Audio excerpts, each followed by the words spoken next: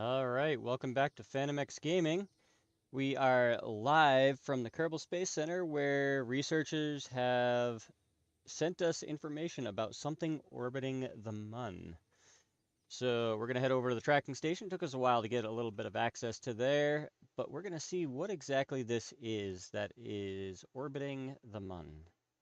Whether it's some foreign object that got into the orbit or something new that we really haven't seen before, but we'll find out. We're gonna focus in on the Mun, zoom in here, and what do we have here? It looks like we have a big chunk of rock. There it is. Yeah, it looks like the Mun has a moon. So, according to the researchers that are stranded on the Mun, a big chunk of the Mun was broken off when all of those not crashes happened. I'm not entirely sure what happened for that, but now it seems that the Mun has a moon, and now that's an orbital body that we have to work around. So this might be a little bit of a challenge to get these Kerbals home. So it looks like, let's see, 1, 2, 3, 4, 5, 6 there. And if we scroll down a little ways, looks like we have 6 of them still stranded on the Mun. Now, I did spend a very large amount of time testing and also some more testing. But I think I have a rocket that will be able to actually get them off of the Mun. I have done this mission maybe 40 or 50 times at this point in testing on a different save to see if I can do it. And I have been successful a couple times. So let's see what we can do. That's right, I labeled this one It Works, or This Works. Hey, how you doing, Cam? Yeah, there's a lot of debris. There is a huge amount of debris on the Mun currently. We're gonna have to clean that up afterwards. But in the meantime, I have this rocket. It does work. I'm almost sure it will work. But it can fit 2, 4, 6, 8, technically 10 Kerbals. So just in case a few more are still around, let's before we launch this, let's go ahead and see if there's anyone that can be hired, just in case they start catching on. Yeah, we have a few here. Go ahead and hire everyone, just so we have them. Yeah, so we have 6 stranded still. I thought we had a lot more than that. We're not gonna think too much into that one. Yeah, don't need to worry about it. No room. There's plenty of room. Yeah, and yeah, I named it that because I have done this mission multiple times successfully, landing in the same crater. I think it's the same crater. But the only difference is there was a mod that was breaking everything, and I had to get rid of it. But when I got rid of that one, several more broke, so I had to get rid of those. And then my list got shorter and shorter, and then it just felt empty. So the only solution to that was to install more mods. And eventually, after installing an unknown number of mods in addition to the ones that I had gotten rid of that I put back, somehow it worked. You have 100 Kerbals hired? Yeah. Yeah, no, I'm gonna keep hiring them and hope they don't catch on to the fact that this is a not so great job to have. Sacrifices just need to be made. Yeah, yeah. So I mean, it comes with the territory. You're leaving your home planet. You're going into an unknown space, and oh, things happen. I have no responsibility for the crashes that happened on the Mun. That I blame that on the crew. That's definitely the crew. So let's see what we can do with this. So 3, 2, 1, go.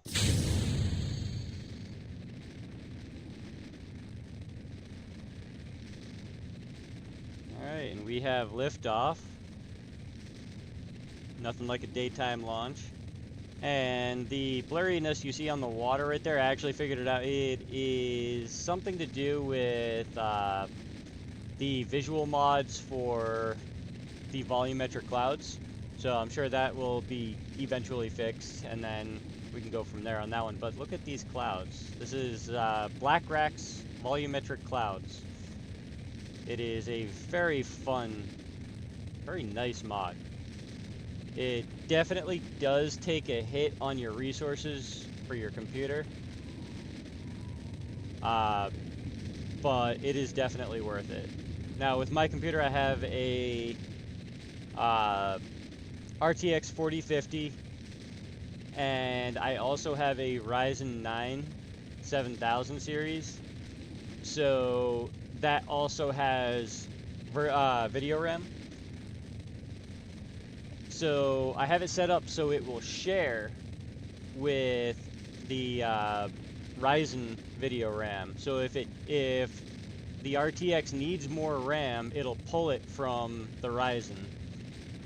It's not as efficient as having just more video RAM, but it does work in a pinch, and I have it set up to do it automatically so I don't have to worry about it. So it looks like we're still going in a straight line. That's always a good thing to see. I am going straight up with this, very steep incline. If I come out here, my idea is to go up as high as the solid fuel will get me, and then perform my orbital burn from there. I gotta be careful going back and forth between the map and the rocket, because there is a bug with the audio that every now and then it'll cut out the sound of the rockets. So I'm not entirely sure where that bug is or what's causing the bug, but it is there and it's bugging me. So it looks like we are getting close to the end of our solid fuel, our rockets. We're getting close to the end of these rockets, the solid fuel. So, got about 20 seconds left of it. I did probably 100 or so tests with just the solid rockets to make sure I wasn't going to end up orbiting the sun. That's a thing that did happen at first. And so I did extensive testing with just these, and then I continued to test every little change I made to the rocket itself. It looks like we are out of fuel, so we're going to get rid of those. We're going to give it a little bit of a burn. There we go. And I accidentally staged into my electric engines. Yeah, they've been taking sun tanning too far. Alright, so I made my first mistake of the day by activating my electric engines. So we're going to go ahead and circularize this. We're going to switch over to here. And I'm actually going to go ahead and shut these down because I don't want to put my liquid, that's the liquid fuel. Oh, let's get to this one. I don't want to use my electricity up that quickly. If I had known I was going to make that mistake, then I would have put them on a hot bar. But yeah, we have plenty of solar panels that should, in theory, keep us pretty well charged for this. But I would rather not take the chance of something happening to them, because there is a lot of debris out here. There is space dust to contend with, and I don't want to take that chance. So now We are an hour and 33 minutes away from our maneuver node. I'm gonna go ahead and warp there. I'm not gonna make you guys wait for that. I don't want to wait for that. And it's a relatively lengthy burn. Looks like 1 minute and 24 seconds. We're gonna speed up time to get over to it. Close enough. We can wait 7 seconds. And burn.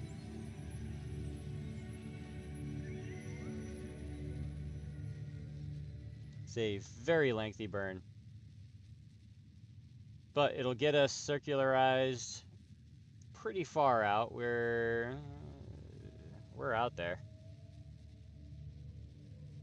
Looks like 4,000 meters out. Yeah, we're gonna let this rip for a while. Another minute. And I'm not gonna speed up time. I can speed up time during burns. I have a mod for that. But I've found doing this mission, it is not beneficial because things happen. And when things happen, they definitely happen. And I can make things happen on my own just fine. So I have the flight engineer mod here to tell me exactly what's going on with everything that I'm doing here. I can change to different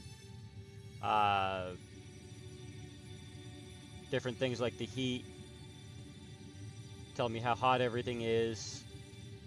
I keep it here so I can see this stuff, but I also have this up here that tells me the things I need to know, and over here that also tell me things that I should possibly know.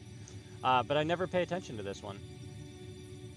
It looks like we are just about done with our burn, right about, yeah, close enough. Alright. Where are we in space? There's Kerbal. And the Mun is around here somewhere. I knew I left it over here somewhere. There it is. And Mun's moon way over here in the distance.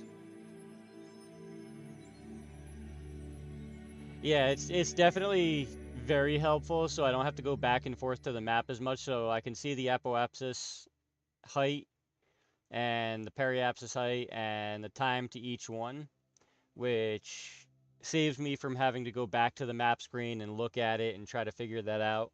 However, I am going to go back to the map screen now, and let's see if we can see where is the Mun going to be when I am right here. So we're going to target this.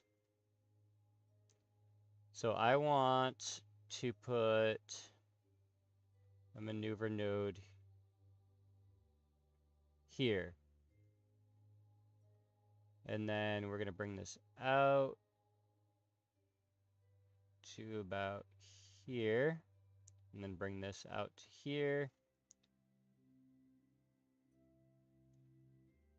And in theory, a little bit more. I think I went a little too far. Somewhere around here we should get, there it is. Still a little bit too far, right about there. And now we switch over to here. This looks like a jumbled mess, but with Mun having a moon, it throws off a lot of my orbital stuff. Makes it much more complicated, and sometimes I miss. That's why I tested this extensively. So we're going to warp around to our maneuver burn. I know there's a way I can change it to keep warping past 1 minute, but I like to have that extra time just in case I did something. What did I do? That's what I did. Okay. Already making more mistakes. If it gets me there, you won't complain? Yeah. Yeah, I wasn't complaining either earlier when I was testing this for like 6 or 7 hours. I think I spent testing. So we are 30 seconds out from our burn. We are pointed in the correct direction.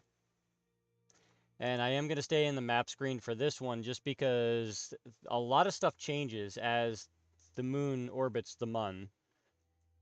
So I want to be able to make adjustments as it's happening.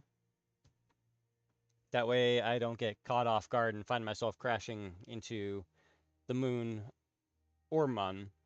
I'm not going to say how I know that's a possibility. You know, it's just a possibility. So we are past our burn time, so we're going to do that. It is a very lengthy burn. Mun moon, yeah. Yeah, well, the Mun has a moon, so we have the moon and the Mun.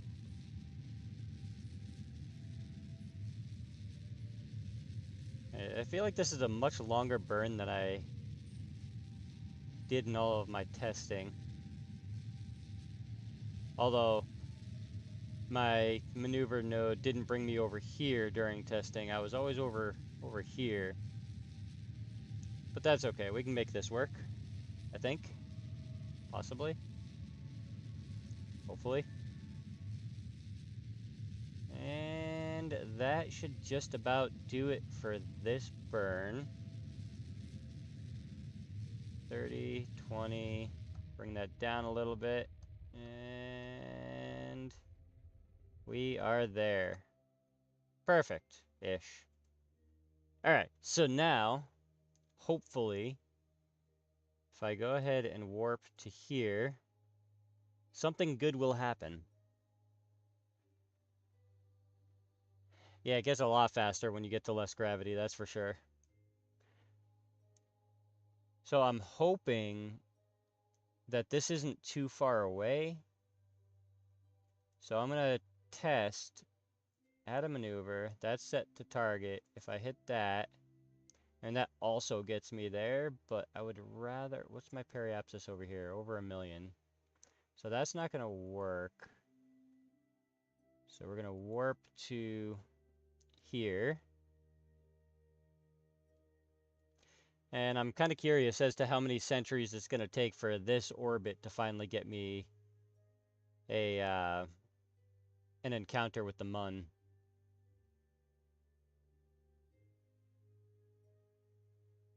Yeah, so we lost our connection there, but I think I can actually, by pointing retrograde, I think I might be able to fix that.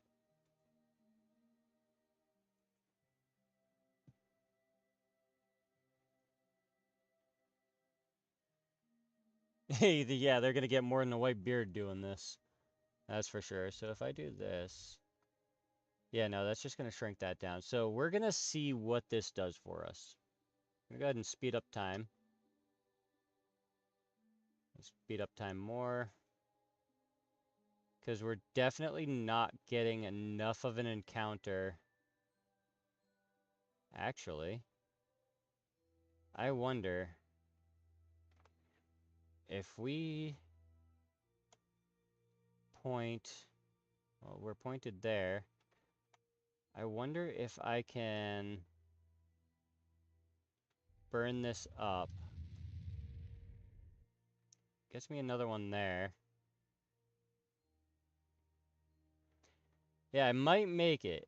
This says that I'm gonna have some form of encounter with the Mun eventually.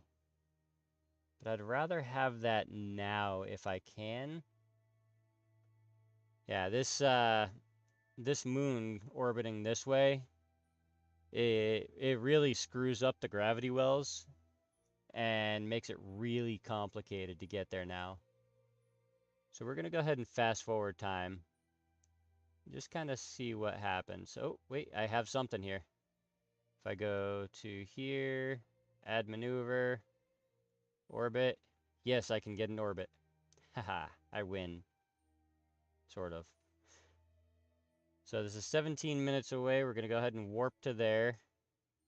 I really hope this works. I'm getting real close to reaching it. Can I do this first try? And I am going to wait until the exact burn time, because I don't in this. This is a 20-second burn. 2, 1, burn.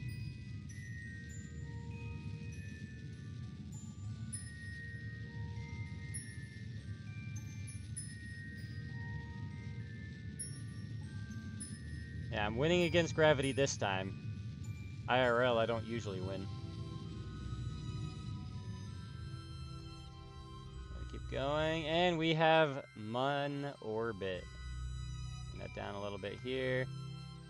All right, there we go. First try. So now, let's take a look, see what we have here. As you can see, the moon of Mun right there.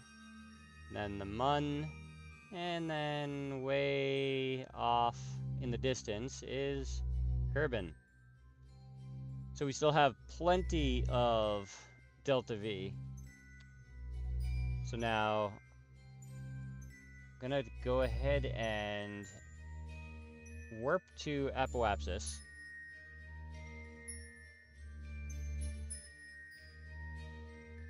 Because that is my slowest speed. Go retro. And I'm going to try to get a real close orbit.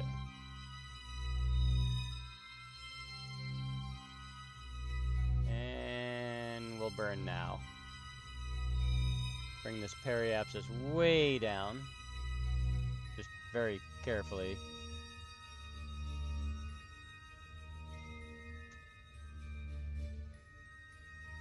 And we are almost good there. So the moon of the Mun actually has a significant amount of gravity for how big it is.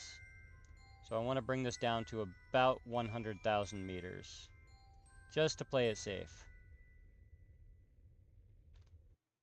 That's close enough.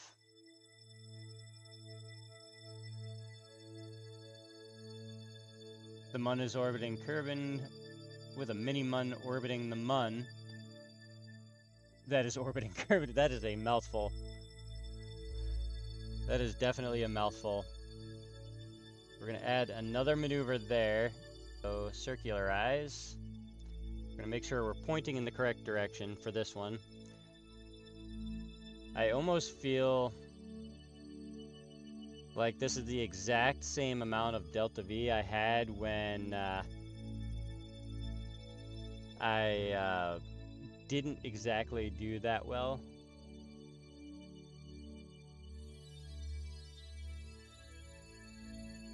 So we're gonna see what happens here. Let's go ahead and warp over.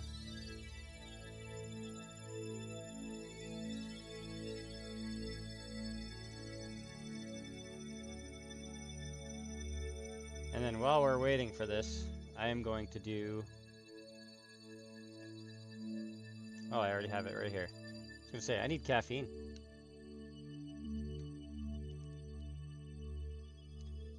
Alright, so we're less than a minute away.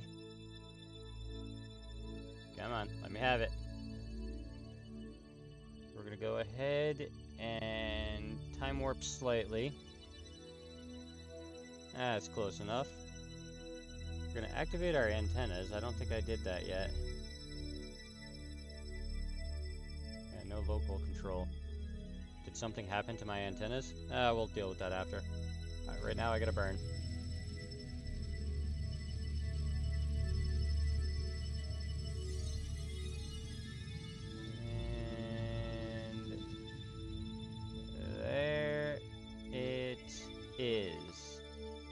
Nice and close.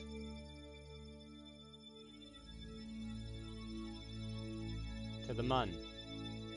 Alright, so. Well, I actually have, I have a monster. It is coffee flavored. So, technically drinking coffee, it just has a lot more caffeine in it. Okay, so if we jump back to the map, we are actually relatively close to inline to where we need to be. However, this moon is definitely in the way because I'd have to rotate my orbit into the exact same line. And if I do that, bad things might happen. Yeah, no, I start my day with coffee, I continue my day with coffee, and then I end my day with coffee. I pretty much drink coffee all day. Um, occasionally I'll drink water, but usually in the form of coffee. Alright, so now I have to look at right here. Add maneuver. And we need to drag this. No, not that way.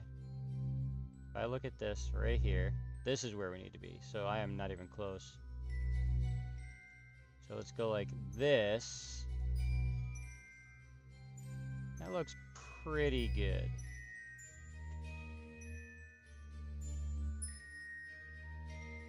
Yeah, it is pretty large for what it is. You know, that's pretty big. That's a big chunk. So I feel like that's either orbiting at hyperspeed and the Mun has super crazy gravity that doesn't exist anywhere else, or it's hollow. It could be hollow. I've not explored it officially. Unofficially, I've crashed into it. I mean, I intentionally bumped into it and then left. Multiple times in one go. But it is a very rocky surface, like very bumpy surface. Whoops, I'm inside of it. The detailing of this doesn't really do it justice. If you get real close, all of these bumps have bumps, so it's really difficult to do anything near.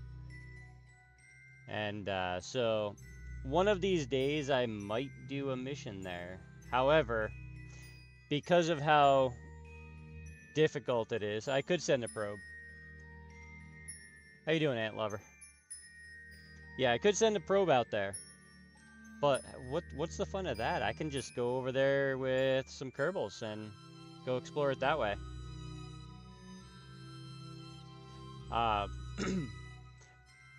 Yeah, I'll let that sink in for a second here. I think we're still dealing with the result of my experiments. What are we, like 3-4 lives into this and only stranding more? However, I am very confident in this rocket. I am very confident. It should work, I think. I'm almost sure it can work. I've done this a million times at this point. Actually, probably close to 150 to 200 times over the course of many, many hours of testing and somewhat failing. I mean, I could send a base, but that would require a very large rocket. And we've already seen what happens when I try to build big rockets. I'm much better off building a medium-sized big rocket.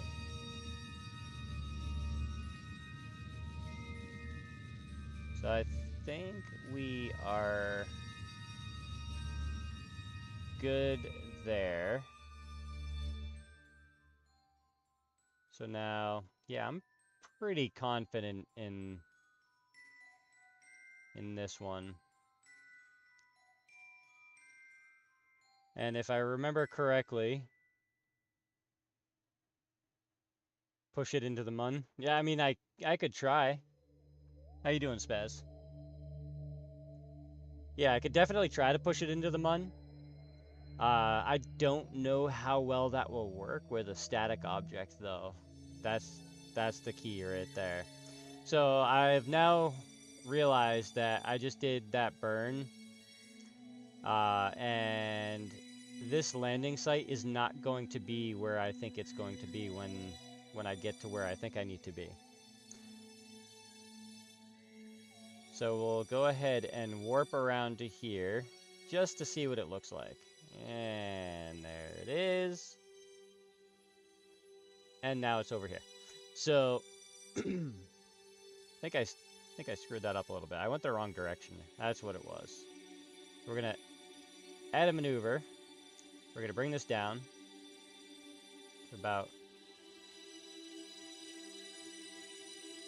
where I think it might be, which is probably right where I know it's probably gonna be, possibly.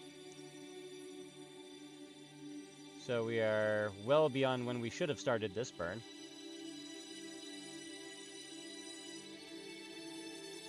And go for it. And every time I make an adjustment, I'm still losing altitude, so I have to pay close attention to that as well.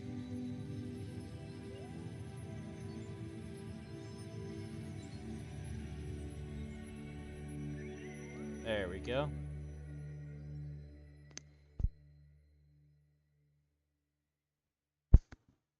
There. So that should be a lot better. And I'm curious. Where is it? Oh, there it is.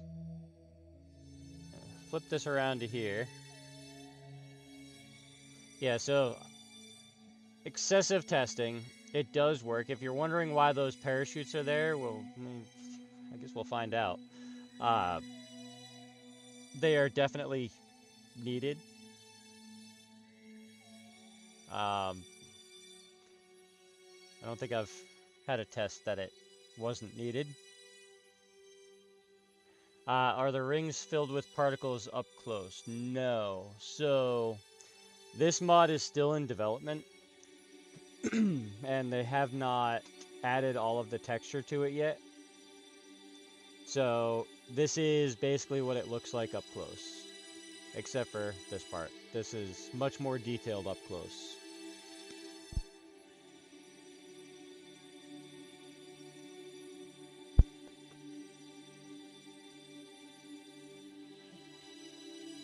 Nice space right? Yeah, thanks. Yeah, it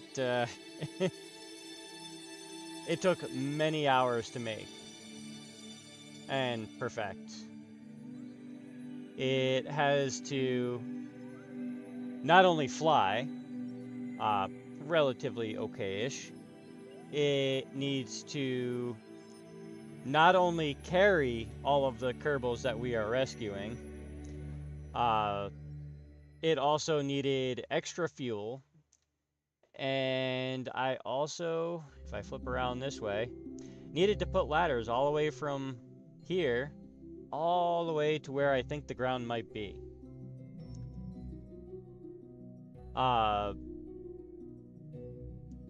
What mod are you talking about for the moon, or are you talking about for the craft that I built? Yeah, so this is fully designed specifically for this mission. I spent the entire week just doing tests. Yeah, that is restock. I do have restock. It definitely changes the appearance of all of the parts. I think in most cases it makes a lot more parts look a lot better than it does make parts look weird. The parachutes can be a little iffy. I also have resize, which lets me adjust the size of the individual parts. So these are not the original size of these parachutes. I needed bigger parachutes. Yeah, that one time. Alright, so we have passed where we needed to be for that. So we're going to go ahead and warp again to here. Actually, what I should do, now that I've already warped around to there, is spin around retro, which I'm already at. And bring my periapsis down. We're gonna do it very carefully, because I don't think we can go below 50,000. And then we're going to add a maneuver. We're going to circularize. We're going to switch around to here. And then warp to the burn.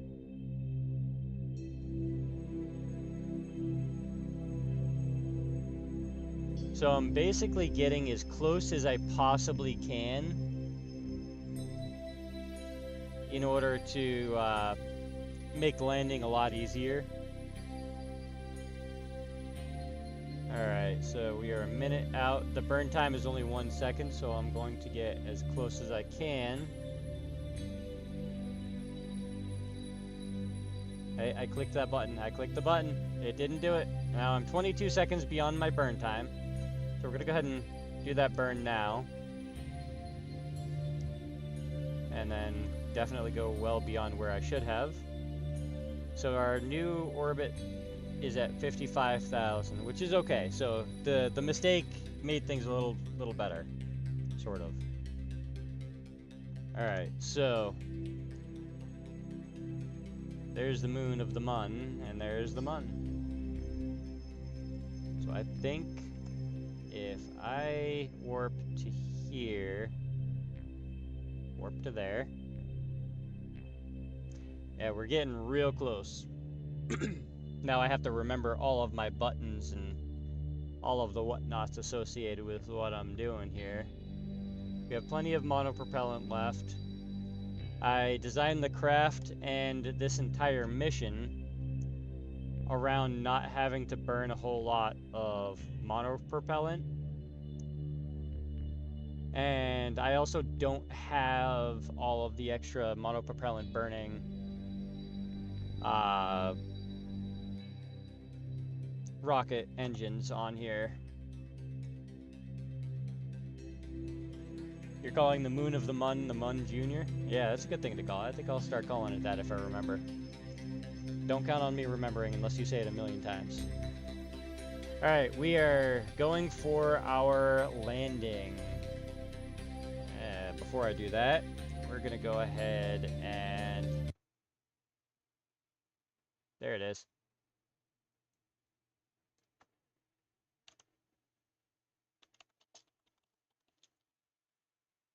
That's not what I typed or where I typed it. We're going to save, because I also found that in all of my testing, at random points, the game can crash. And as we've seen during the lives, it does crash. So I want to save us some time on that and not get in trouble later on. So I don't actually think we're going to be where we want to be. So I might have to correct that by adding a maneuver node here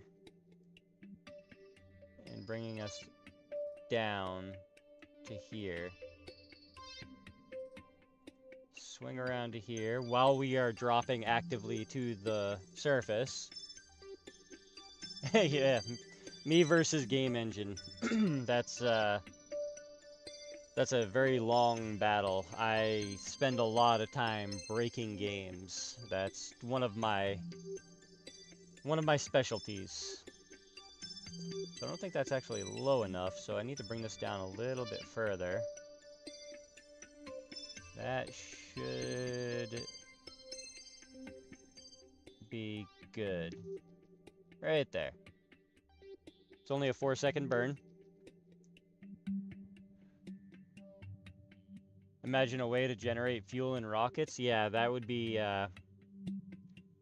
pretty cool. Tell Blue Origin they didn't hit Alt F5 before test it. Yeah. Yeah, always hit Alt F5. or in my case, I just go to the menu because my F5 is linked to my OBS, and if I start messing around with things like that, even with the alt, it could do bad things to the stream. Alright, so we are past our burn time, so we should probably do that now. And we are over the crash site.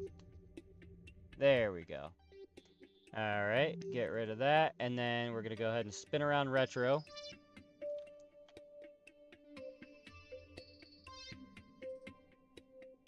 And I don't see the crater yet, so we'll go back over to the map and start burning. Now I definitely need to leave enough time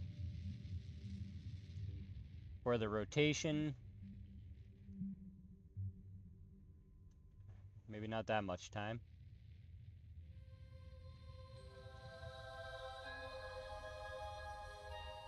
How close can I get to this?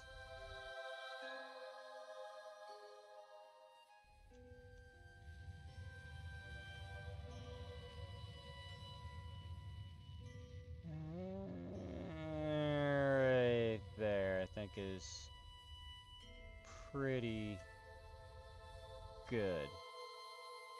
I think the mun is rotating in the opposite direction. So I'm gonna have to burn a little bit more. There we go. Alright, we are in a direct trajectory for the crater.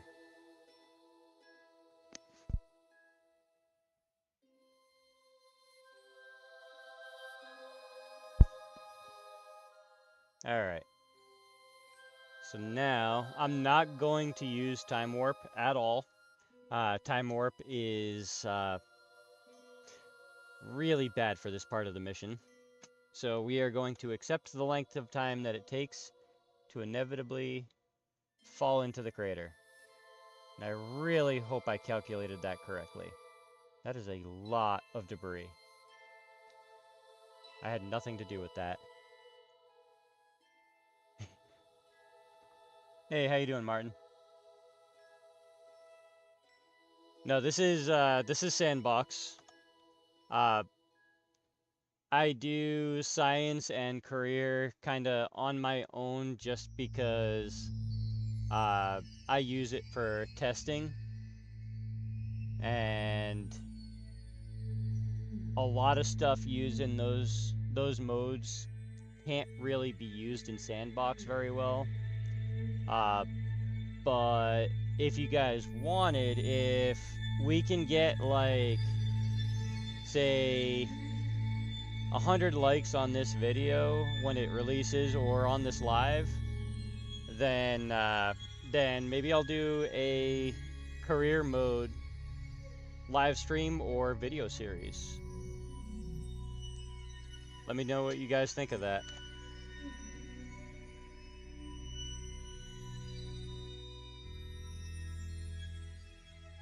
Come on, let me have this. There it is. Yep. So we are pretty much going right into the crater. It's hard to see from here. So I'm just going to let this continue to ride.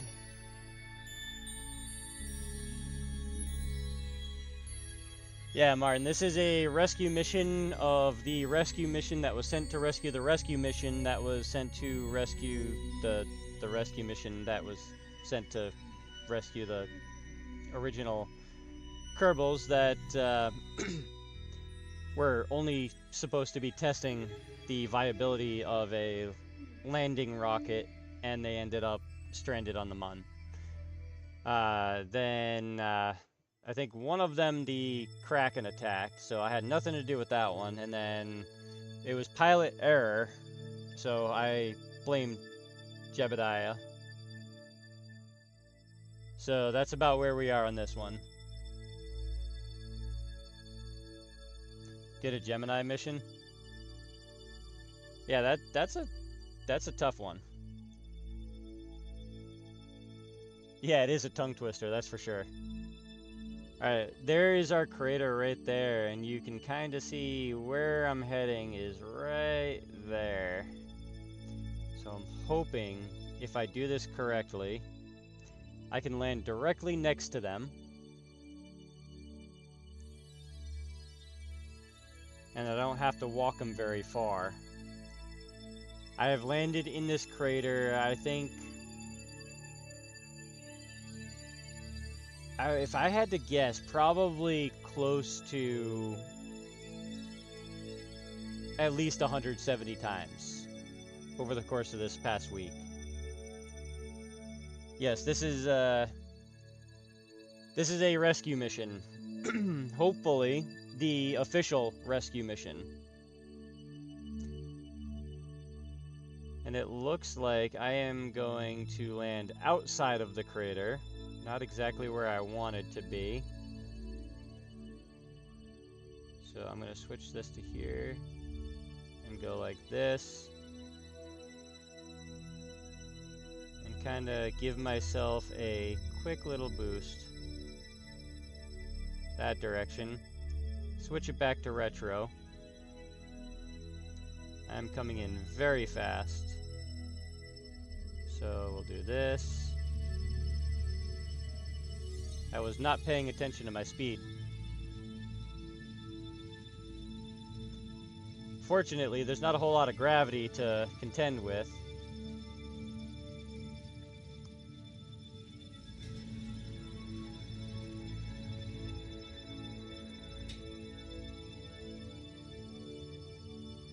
I mean, I'm almost okay with walking them out of the crater. I would rather not have to walk them out of the crater, so if I can land in it, that would be good.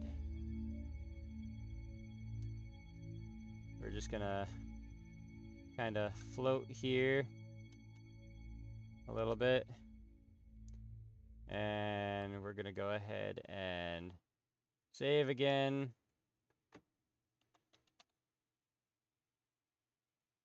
Just to be sure. We'll switch this over to this. And we're gonna go like this. And then we're gonna go like this.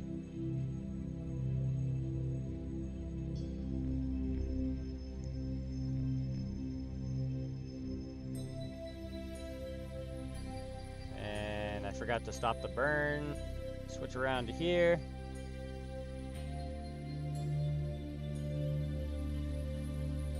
Yeah, this double crater is, it has definitely been a nightmare, that is for sure. And hopefully I have enough forward momentum that I don't land on the edge again. Oh, thank you for telling me. I only have 204 Delta V left. So that means... activate. Activate. And activate. Hopefully I activated all of them correctly. These are much more powerful engines. And do they have gimbal? I'm gonna go like this. I'm gonna put a little more power into it. Okay, that is not good. I swear this crater has some form of force field on it, and I don't know what to think about it. So we're gonna go ahead and do this. There is zero gimbal, zero gimbal, zero gimbal.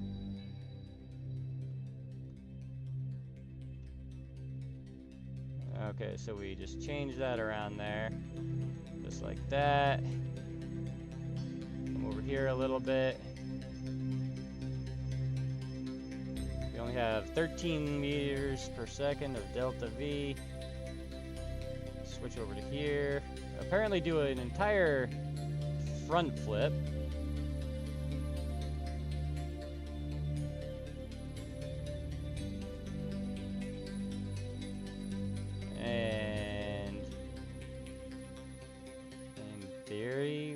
should actually be coming down in a really good place.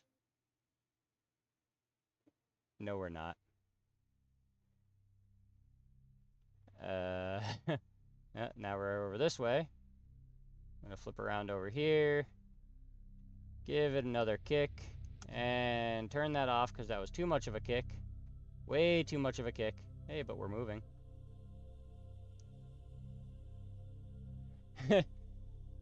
Yeah, professional gymnastic, alright. These rockets are definitely something else. That is for sure.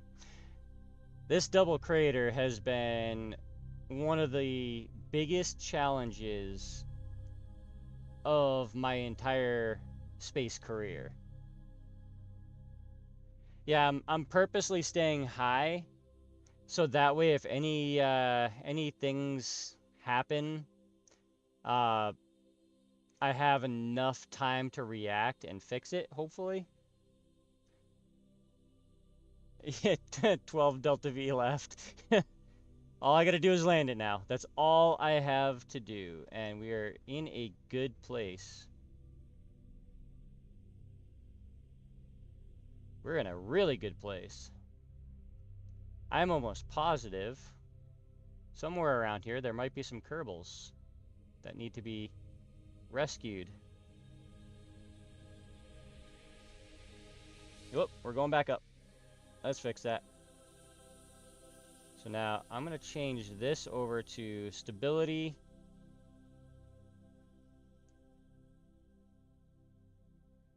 And bring this speed down. I figured out that if I hit the mun at 3 meters per second, it pretty much will stay put. What is that down there?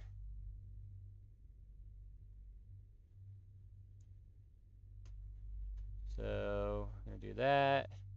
7 meters of delta V left.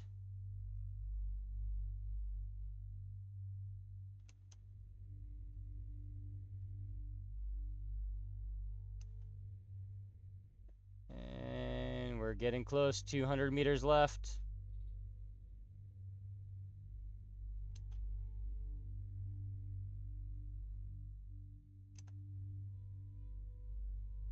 $150.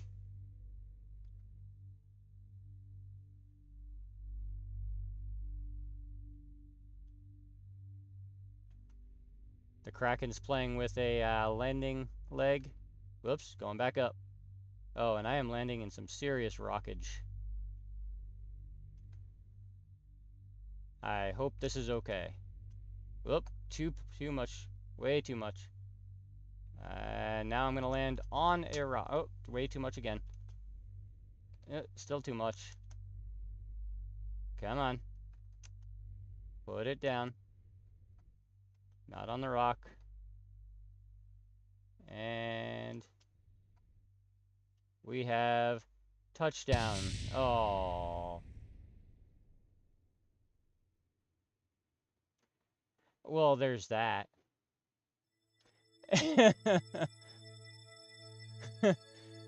Yeah, landed on the rockets. So, there's this fun little button we're gonna push.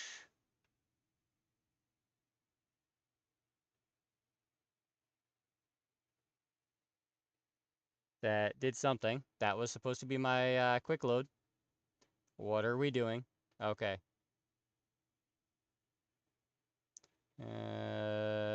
Where is... Ah, here it is. Load. Haha, I win. We've done the thing. Why are Krakens destroying the rocket? I have no idea, but I have not done this landing in the actual live save file, so it might be that there's something going on with the actual save that's causing it, but I have no idea. What I do know is this has turned into one of the biggest challenges I've ever done. Now, I've done this mission more times than I'm willing to admit at this point, on another save. So I know it is entirely possible, but there's just something going on with this crater that is making it pretty much impossible to rescue these Kerbals.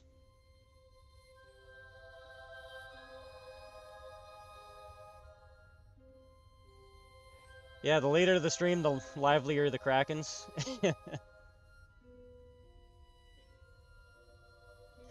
Yeah, after hours of testing, it doesn't work. We're gonna make this work one way or another. This is 100% gonna work. I hope. I'm gonna try landing somewhere else and see if that helps.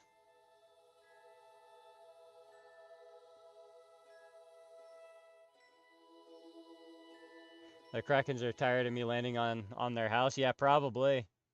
I wouldn't be surprised. I mean, well, it's their fault for putting it in the crater that I crashed into. Yeah, we're going a little bit fast, but that's okay, because I can burn off speed quick. I have 220 meters of delta V left. The Kerbals are over here, but I'm going to stay out of that crater. There's some kind of magnetic field that's really hurting me over there. So we're going to bring it in right over here.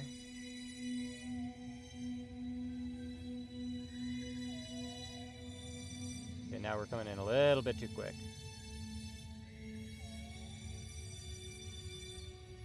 Now we're going a little too slow.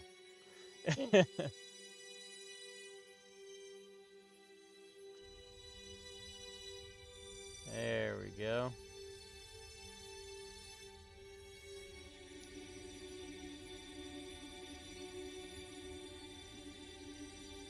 Alright, what are we landing on? Hey, we're landing in a clear space. Clear open space. Switch that to just stabilizing.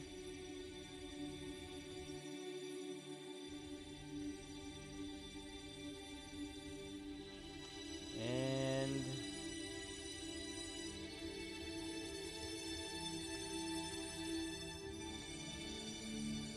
we have close to touchdown. We're not there yet. Almost. And I ran out of Delta V. Oof. And now we're gonna skate. And turn the RCS off. I really hope we stop moving.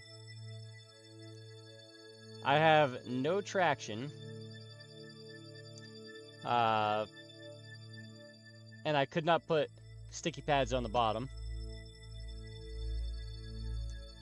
I'm hoping at some point we might possibly stop.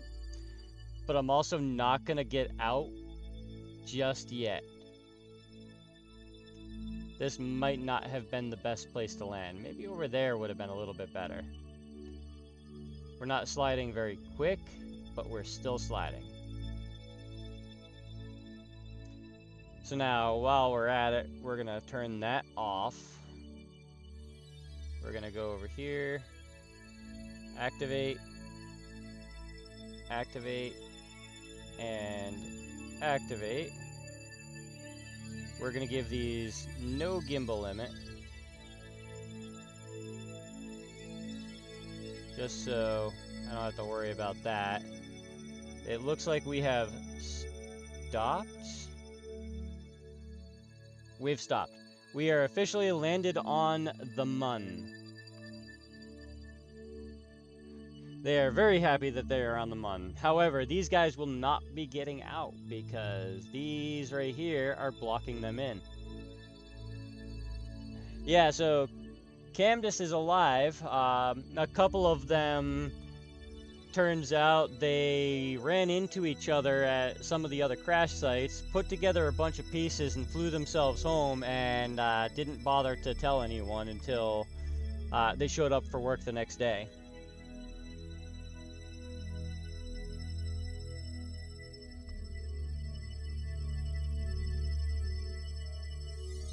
Yeah, so now we're gonna come over here and I zoom way in, no, I'm not seeing them there. So I'm gonna have to go to the Space Center.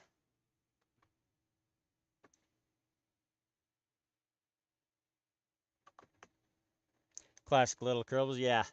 Yeah, they just kind of do their own thing, and they just tell people afterwards, that's all. Alright, we were back at the Space Center. I am also going to save because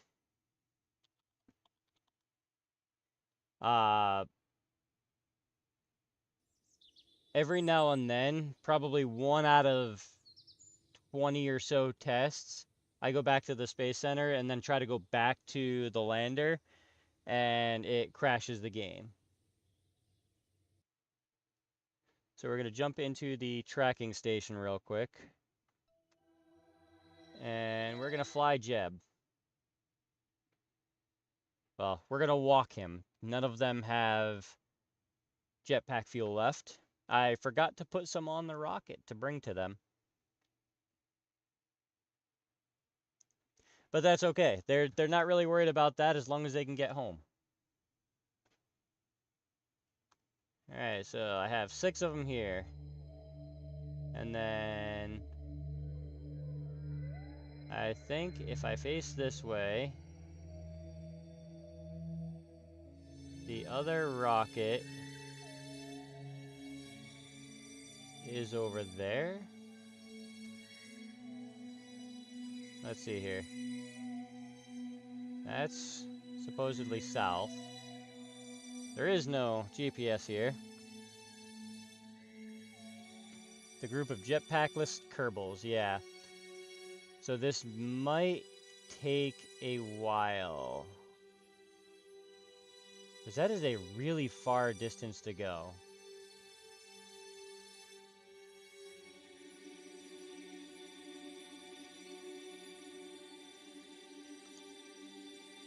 There is no RCS left.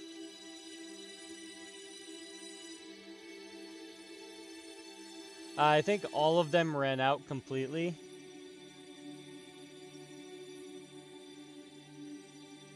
I think some of them ran out as they reached the former... Actually, you know what? I think you're right. I think you are correct. There might be a couple that have some. However, that does not help Jebediah or any of the others that don't have it. You're gonna walk like 500 miles. Yeah, your stream is lagging because, well,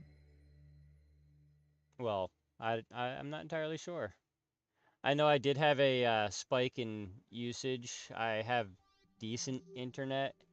However, when a bunch of people are using it all at once doing high resource things, it kind of lags a little bit here and there.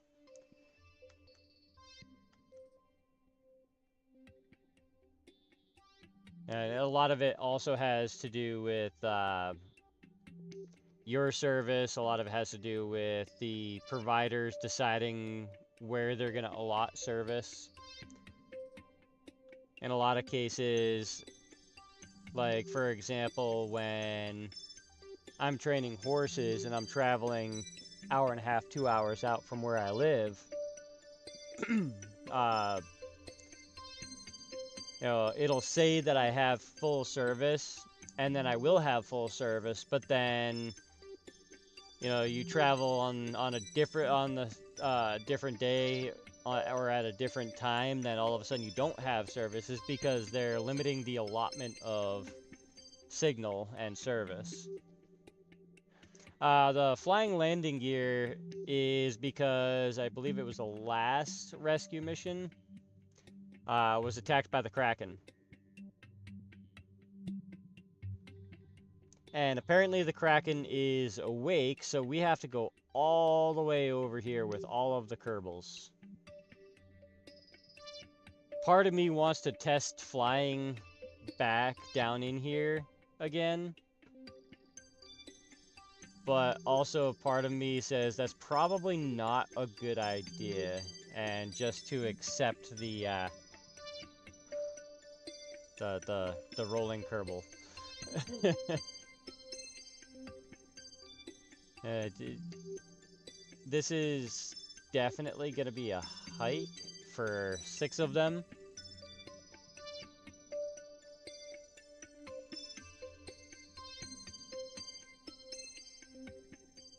I mean, if I could somehow land over here somewhere. This isn't really flat, though. Up there is flat. Oop, going the wrong way. I kind of wish the rocket was in view so I knew I was going the correct direction.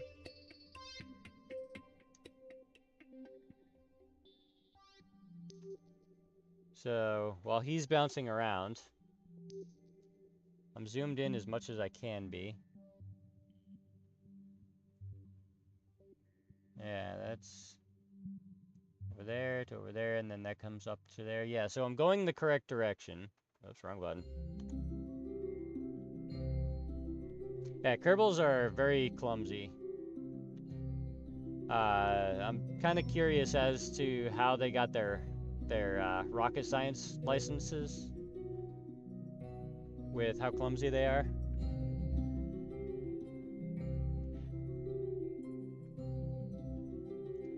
Yeah, Jebediah is eating the Mun rocks, and there's a massive amount of debris on the Mun from multiple rescue missions crashing.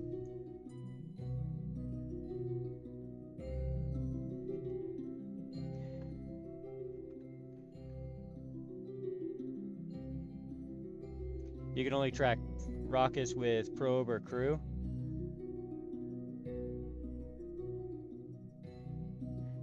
Oh yeah, so I had a mod that let me basically track every little detail of every little thing that exists in the game, but it kind of broke. Not entirely sure how, but it just did.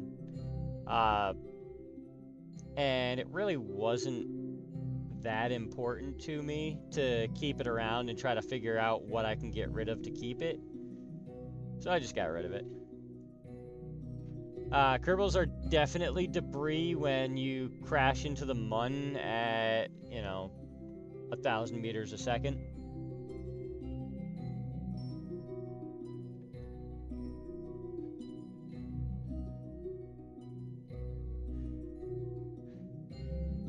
So I think, now let me know what you guys think.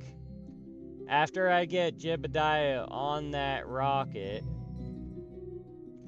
we're going to go ahead and do a quick save and try to get the rocket closer, because this is a hike.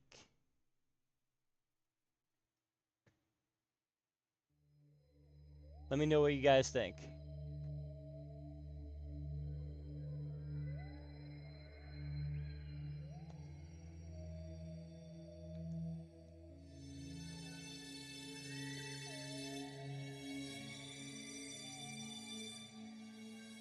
Yeah, don't wake up the Kraken. And knock on wood, it hasn't happened. Well, it did happen, but we reverted to the quick save on that one.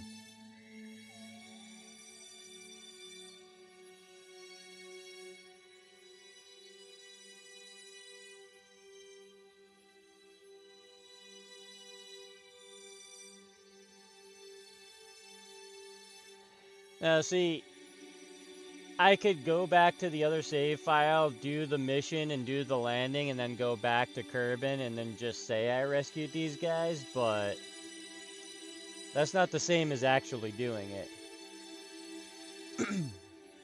You're a bit impatient? Yeah, I mean, I can be at times, but in this particular case, for this particular thing,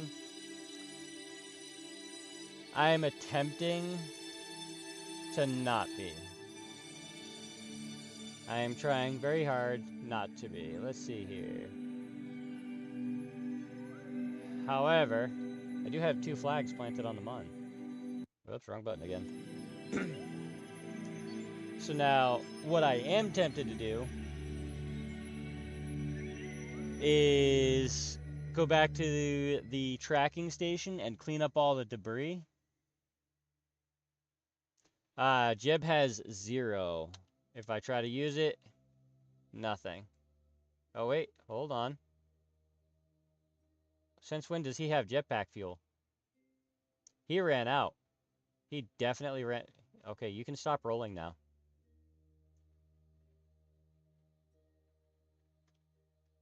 Hold on. How does he have fuel?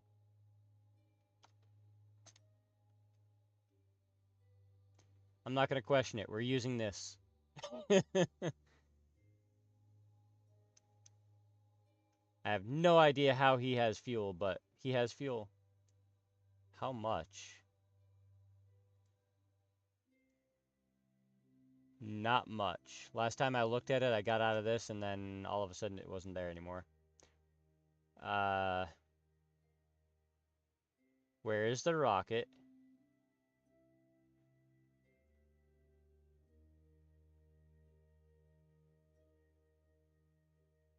Where did it go?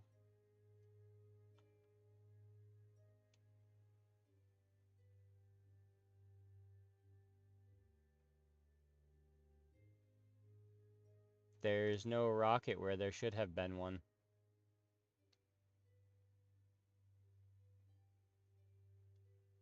Oh, Kerbals are also really bouncy. Yeah, he didn't say anything to me. I mean, I just assumed that he didn't have any because I was pretty sure everyone ran out. Oh yeah, that's true. I could set it as target. Oh, I'm like right there. Set as target. Target, this works. Yeah, I'm like right there, but where? My view distance is capped out, so this should be here somewhere. Am I facing the right direction? I'm facing up. So there's that, there's that. Yeah, I set it as target, but I still don't see anything on it. Let's try going up. It's down in there. Am I going in the right direction? Yes. Oh, there it is. Way down there. No, no, no, no, no, no, no. Oh, that is way down there. Why are you so high in the air?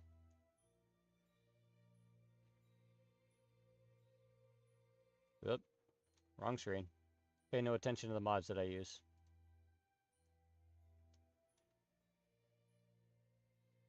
Way down there. Tiny little thing.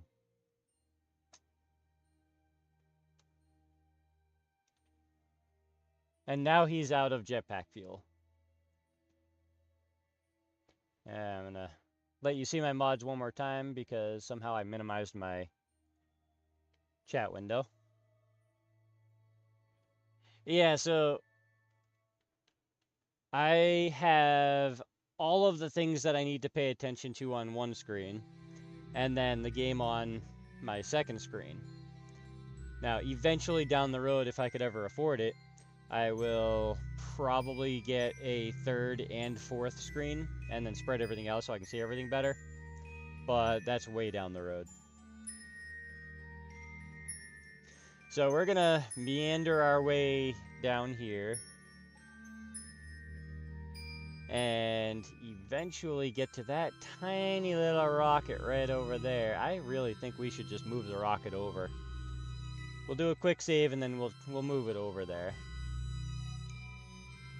And as a reminder, don't forget to hit the like and subscribe. It is free to do. It doesn't cost you anything and it helps me out. Especially when I'm walking halfway across the mun.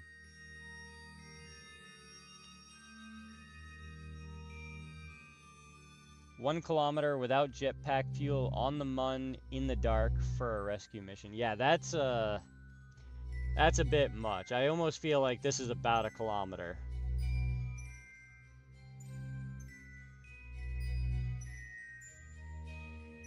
Maybe a little bit more with how slow he's walking. Yeah, jetpacks are definitely a lifesaver when, you know, they're fueled.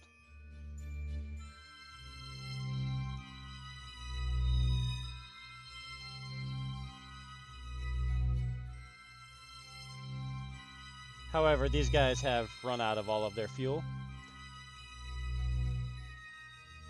So, yeah, I will definitely consider a quick save and then just moving the rocket over and seeing if we can do that. Because to move 6 Kerbals this far, I mean, I'm glad some of them got together, ran into each other, and put something together to get back to Kerbin, you know, but, you know, the 6 is still a lot to walk this far.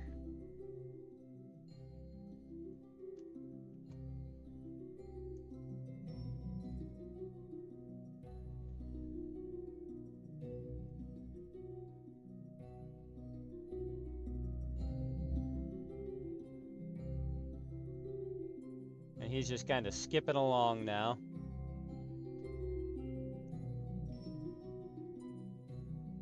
It is so close, yet so far away.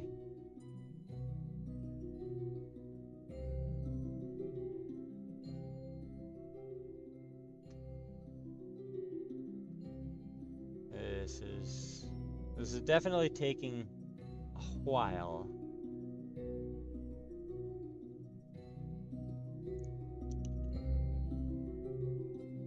So where is everyone from? Let me know what country you're from, because YouTube's algorithm tells me that only 20% of my viewers are from the US, so I'm kind of curious as to where everyone's from. Looking for diamonds in a coal mine? Yeah, pretty much. Especially that tiny little dot right there being the rocket. Cam, you're from the US? I am also from the US. I'm pretty sure we're also in the same time zone.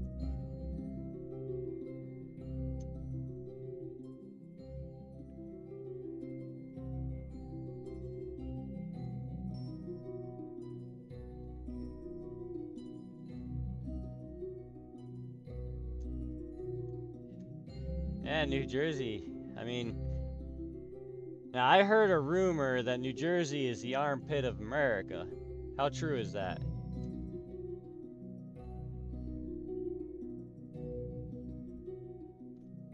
Jebediah is doing flips again.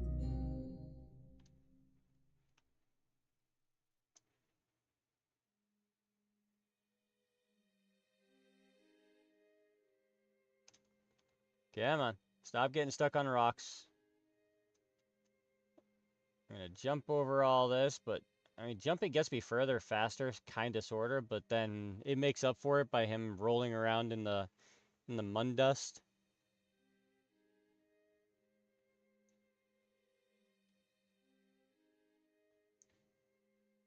You're at Tennessee? I heard Tennessee is a pretty cool state.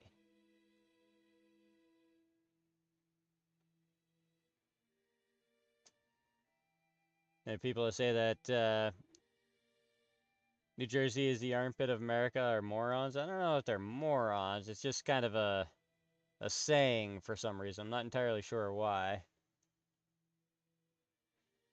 Delaware? I don't know a whole lot about Delaware.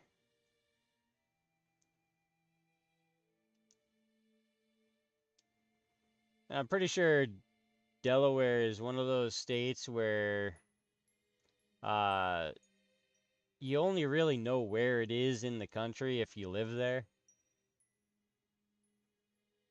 Yeah, I'm pretty caught up on my geography and all of the ographies, and I can never remember where it is.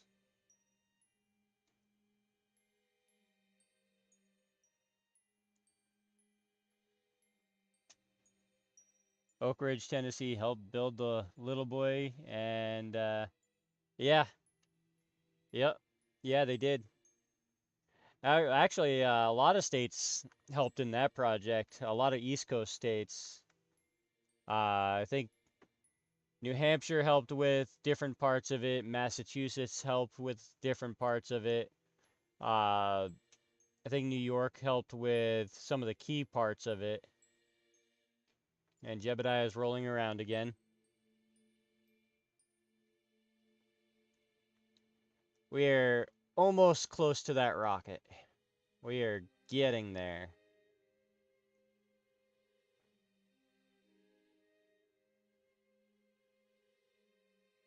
Yeah, this is we're probably close to 20 minutes into walking Jebediah all the way across here, so we're definitely gonna move that rocket. I will, however, quick save beforehand. Rocket doesn't look like pixels anymore. Yeah. Yeah, we're getting semi close. We're getting there. This is a long haul. I'm gonna have to switch back to the rocket so I can lower the stairs that I forgot to lower. We'll add that to the list of my forgots. Someone's gonna have to give me a tally of all the times that I said I forgot to do something.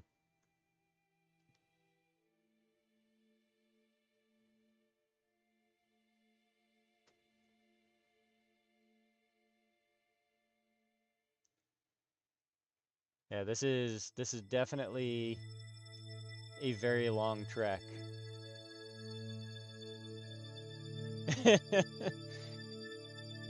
I don't know if NASA or SpaceX would have enough money to pay me to work for them. I would have to move, and I would have to redo every aspect of my existence. I wouldn't be able to train horses anymore, and I wouldn't be able to do YouTube. The key things in my life is training horses and making content for you guys. You know, those are the two key factors in my life that I enjoy.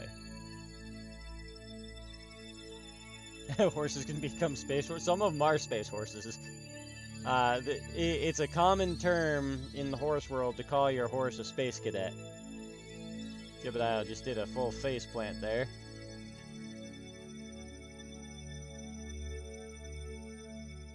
Yeah, the horses are doing pretty well. Getting pretty far in some of their training. I just picked up a couple more horses that I'm gonna have to spend probably, 5-6 weeks, if not sometime more, just working on getting them used to having humans around them, without them trying to do things they shouldn't. A lot of the horses I work with are rescue horses, and so they come from all sorts of situations. So it takes a while for them to trust humans again, and in a lot of cases, the reaction that they have is not a flight; it is quite the opposite of the flight. Yeah, he's having a blast, just tripping and falling all over the rocks and, fumbling himself around. Yeah, horses are pretty cool.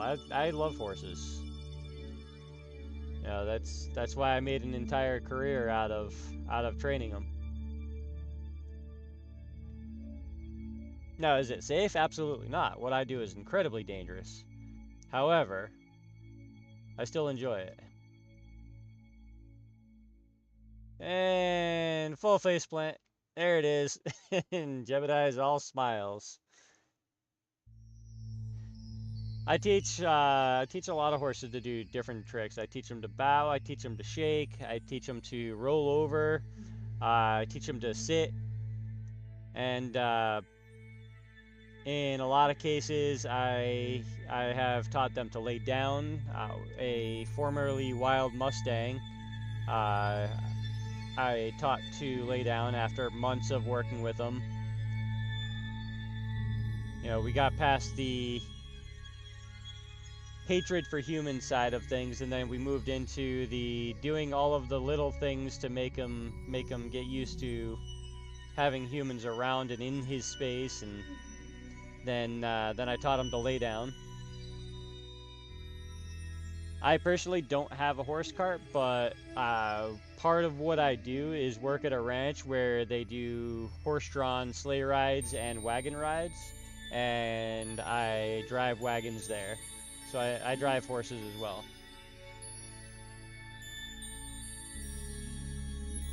But none of the horses that I train are being trained for pulling. They're all, you know, in a lot of cases, rescues that just need to get used to and accept humans again. And so a lot of their training is just groundwork. And then eventually down the road, we get into the saddle work with them as well. And some of the horses I train are already trained with all the groundwork stuff, and they just need the saddle training, so I train them for riding. One of them I'm teaching to jump.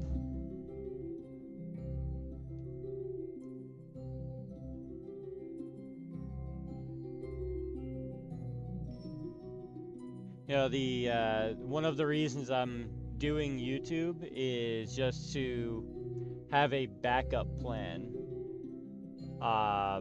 Because what I do is dangerous, so I could get any number of injuries of various sorts that would render me incapable of continuing to do that line of work. So YouTube is kind of the backup plan just in case something does happen. Have I ever had to reject horses? No. No. I will not say no to any horse. Regardless of how dangerous they are. However, the biggest problem that you have as a horse trainer in the horse world is actually the owners. In a lot of cases, the horse isn't the problem, the owner is. And that, I guess that goes for a lot of different industries. But in a lot of cases, you can train the horse to do just about anything. However, the owner, if they don't continue that training and do the things that you're telling them to do, then they can just kind of, you know, void out all of the training that you've done. Alright, Jebediah has gotten back here to the space shuttle. Can I do it from here? No, I cannot. It is still moving. I'm gonna go ahead and try to jump up there and grab. Got it. Alright. Jebediah is upside down, climbing the ladder for the first Kerbal to be rescued. There we go. That was a little weird. We're gonna keep going all the way up to the top. And a little further. Board. Jebediah is on the inside. He has finally been rescued. He's buckled in and set to go. And this is where we are going to... Yeah, he makes me question him all of the time. He's the reason we're in this mess. So we're going to go ahead and quick save this. As...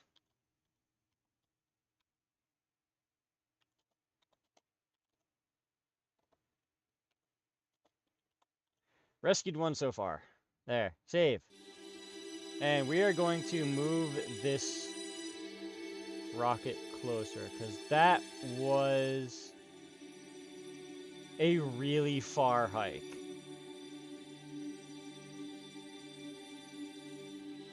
Alright, so we're at a decent angle to kind of sort of get over there. But we're going to have to make some adjustments. We're still sliding.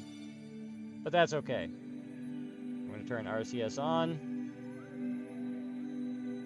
Now, we are running entirely on these electric engines. We are actively running out of electric charge, but I'm not pulling out the solar panels just yet. So we've saved. Jebediah's in there. Let's go ahead and lift this off, and very carefully bring this over this way a little bit and give it a little bit of power. And we're going to very, very carefully move this over there.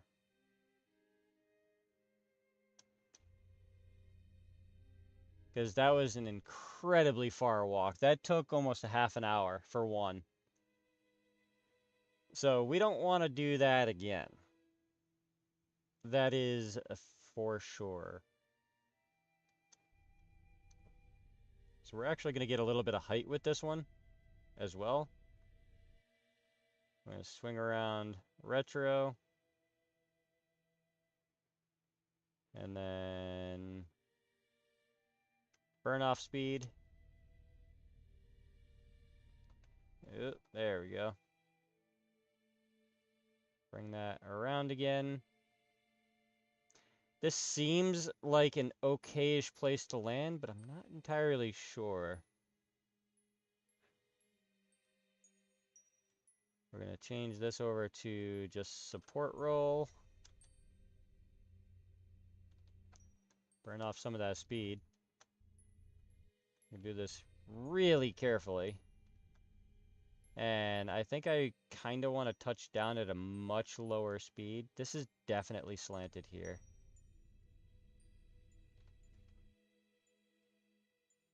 And burn, and not burn, and go back to here. And then how about we point this way? There we go. That's better. We can go back to a support roll here.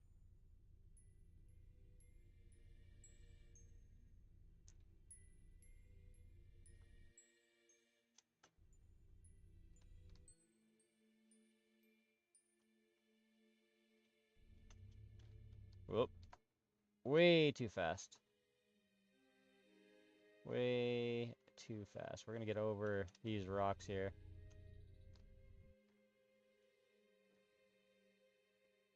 We're picking up speed again.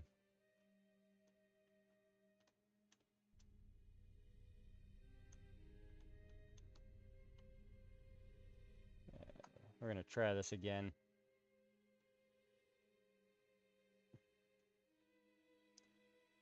Alright, we're going to go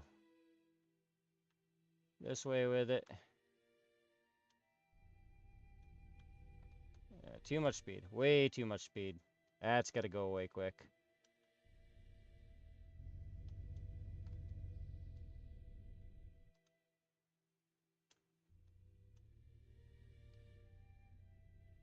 There we go.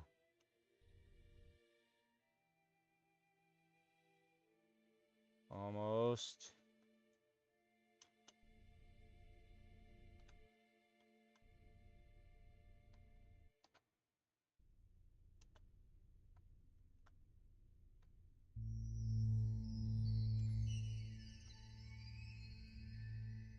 Want to do this really slowly. And of course I am coming down on rocks.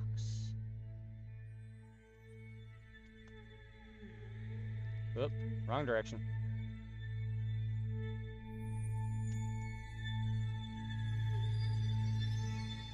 Leave it to me to find the one big rock to land on. I'm just trying to dance it around a little bit just to get away from it. Every time I bounce up like that, I get away just a little bit more. That was a little bit too much of a bounce up. But it might have helped. A little bit. There we go. That's better. That's a better landing spot.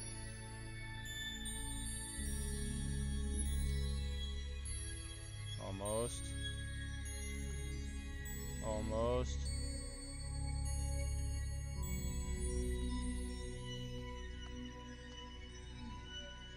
And touchdown. Again.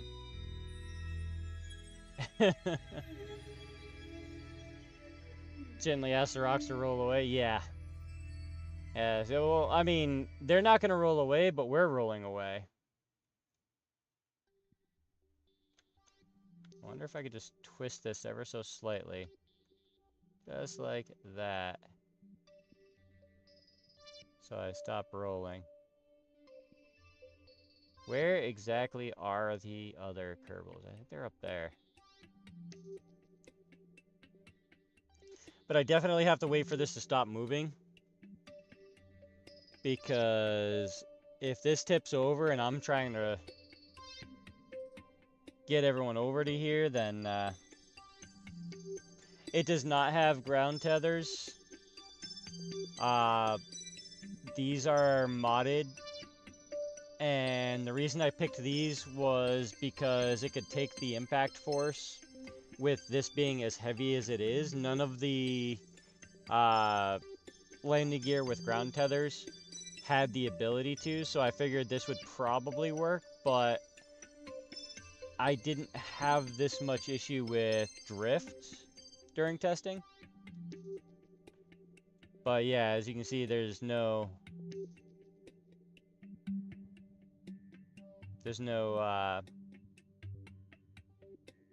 tethers to work with. What if I were to do this?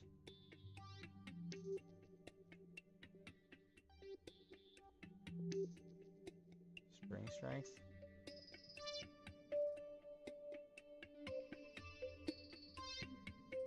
There we go.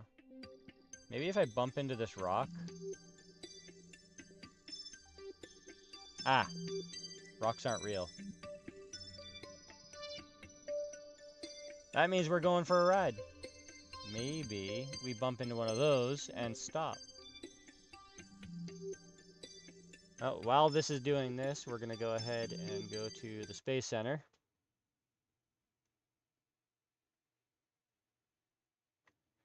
I feel like those rocks are going to stop it if I'm not in it. If I'm in it, it's going to tip it over.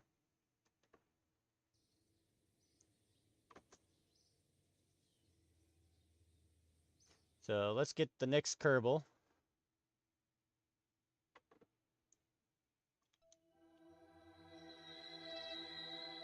Which is going to be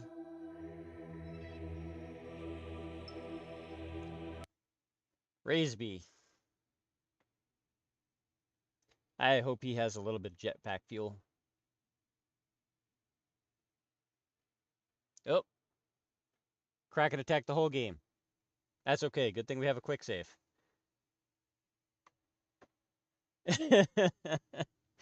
Like I said, at any point, the game could crash. We're gonna go ahead and pop back in.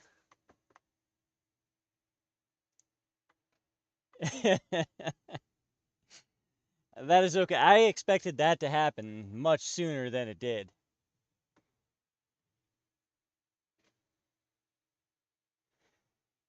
But with less mods than I have now, it was crashing more than it does now with more mods.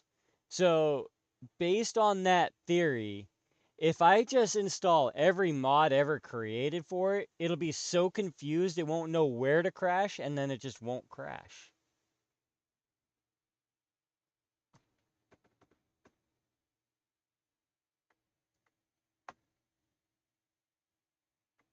Cracking in the game engine working together to keep the Kerbals at the mun. Yeah, exactly. It's all the Kraken. It's always the Kraken. And the only other problem I have with the crashes is the fact that it takes a little bit of time to start the game again. Usually when I stream, you guys see that 10-minute countdown. That 10-minute countdown is me just getting everything ready in the game. That's starting the game, that's, getting over to the save file, And then once that timer hits 0, then I hit start game for the live save, and that's when you guys hear me talk. So that 10-minute timer is primarily just getting the game ready.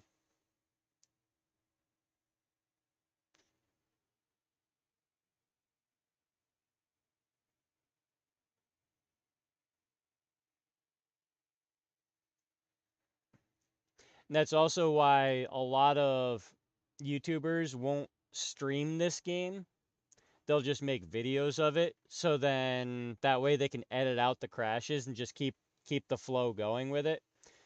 However, I kind of enjoy doing these lives in this game, regardless of the crashes, because it's definitely a fun game. It's got plenty of things going on. Plenty of things can happen. I hold no responsibility for most of those things. Some of those things. Oh, okay, it's all me. It's all me. I break the game consistently. However, uh, I forgot where I was going with that. All right, back at the menu. So one of the other things we have to do is, because something is going on with the audio somewhere in the mods, we have to go over to settings and then hit apply, because the audio likes to, even though it says this is where everything is, that's not where it likes to be. It just decides its own volume settings when I load into the game. So I'll eventually figure out what mod is causing it, and I might actually just use AI and tell it to fix it.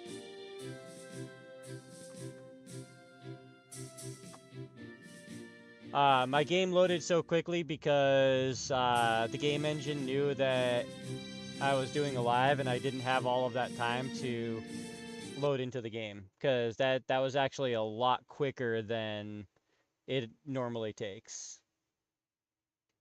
That was way quicker than it normally takes. It usually takes a good 3 or 4 minutes easy. Sometimes longer. Alright, so let's go to the tracking station to figure out what we lost. What progress we lost.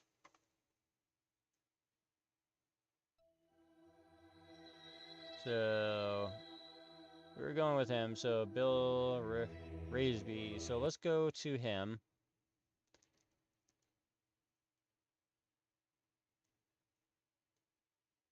Your game loads in like 10 minutes. Yeah, so if you're playing modded, it's gonna take a lot longer, and the more mods you have, the longer it's gonna take. Because all of that information from each individual mod has to compile and line up with everything else. Where did I leave the lander? Let's look at a map. Ah, down in the center. Down in the center? Really? So that's all up. So it must be down here. It was rolling the last I knew.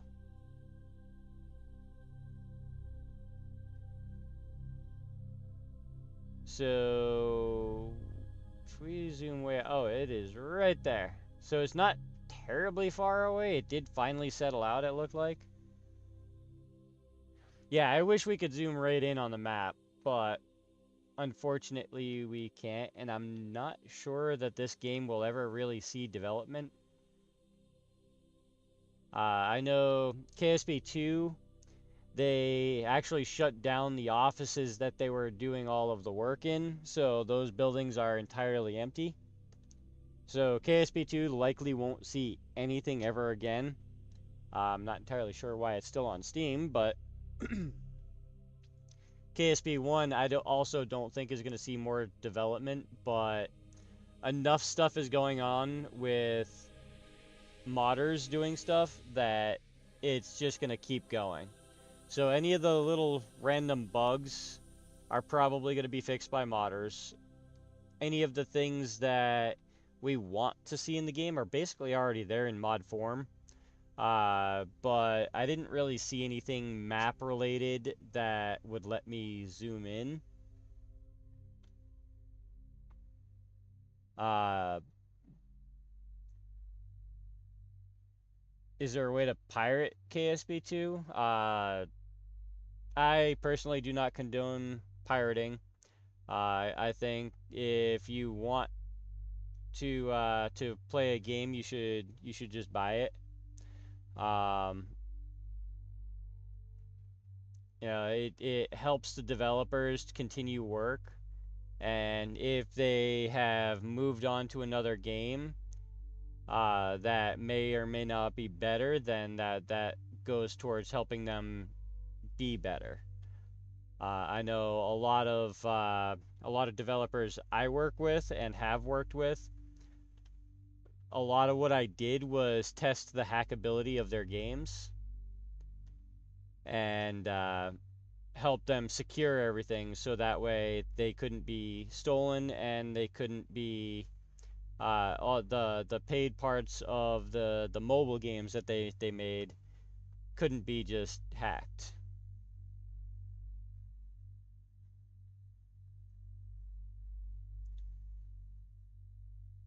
Yeah, it does go 100% off sometimes. A lot of the games that have ended development will go like 75, 95% off, 100% off in some cases.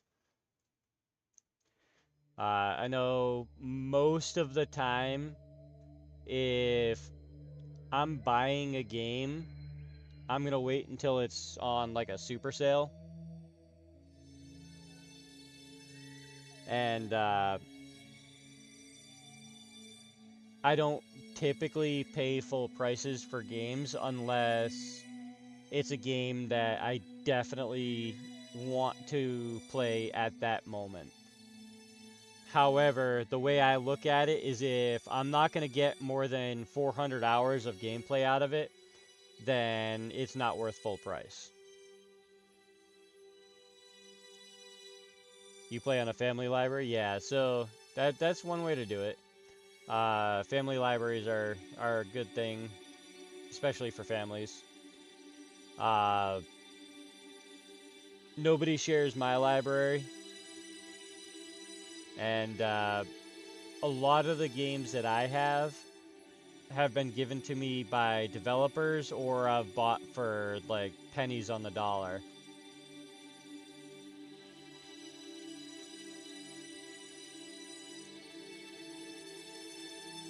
So my Steam library technically has like 650 games in it, but I did not pay full price for very many of them.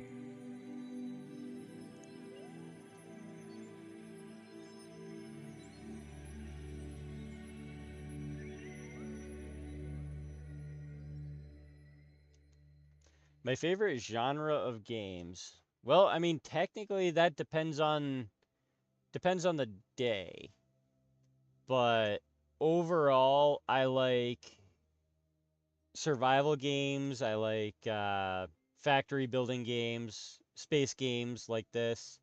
I'd like to see more uh, production type of stuff in this game, but the mods that add that kind of stuff, or did in the past add that kind of stuff, uh, are no longer supported. You like storm chasing, space, and sandbox? Yeah, I mean, I've looked into some of the storm chasing games, but I don't feel like they've reached a point in development and the technology isn't really there to make it viable resource wise. So a lot of those games are really going to be hitting your PC hard. And we have Raisby doing another faceplant there. So this isn't as far as a walk. It's not really where I wanted to have to walk, but based on where everyone is, this is something we're going to probably end up having to deal with.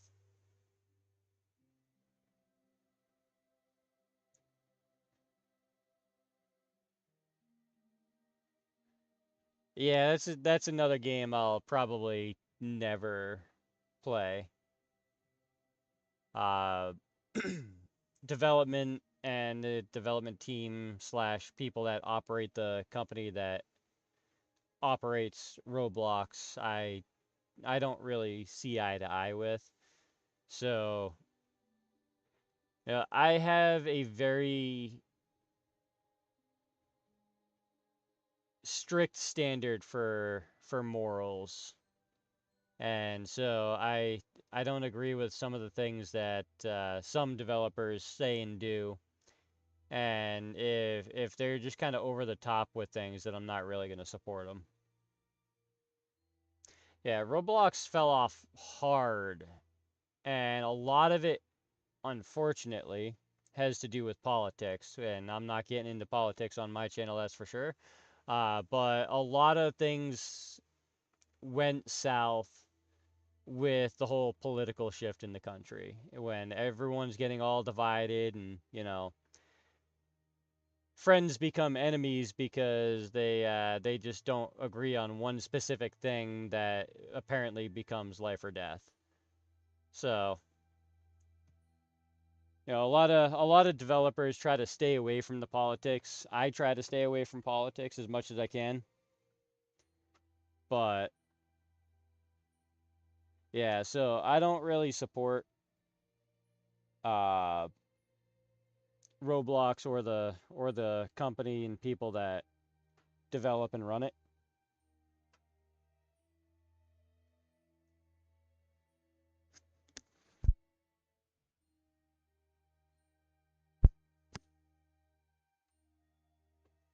If you're hearing the clicks, that's actually me flipping my headset up and muting my mic while I, you know, cough and all of the whatnot.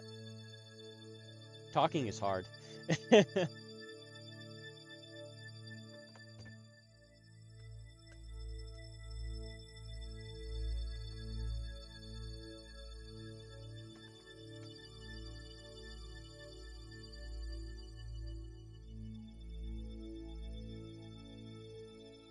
Hey, we are getting close. Kerbal number 2. Yeah, I heard that Subnautica 2 came out a couple weeks ago. I'm waiting to see where development goes with it before considering it. Because a lot of times the second version of a game falls off hard. They piggyback off of their original, and it doesn't always work out.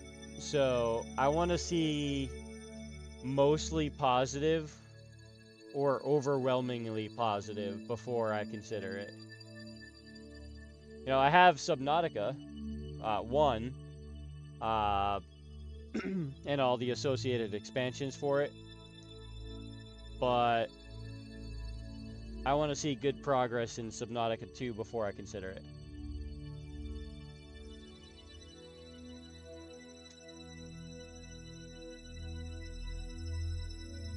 And then, as a generalized YouTube algorithm reminder, go ahead and hit that like and subscribe. It is free to do, and it helps me out. And for those of you that don't know, I do have a Discord server you can join. The link will be inevitably in the description eventually when I remember to put it there, and also at the top of my channel. I also have a... Wow, what do I have? I have stuff. Patreon, that's what I have. So if you like what you see, you want to see content early, you want to be part of the streams, part of the videos that I make, you can support me over on Patreon. And you can come hang out, chat, and play games over on Discord.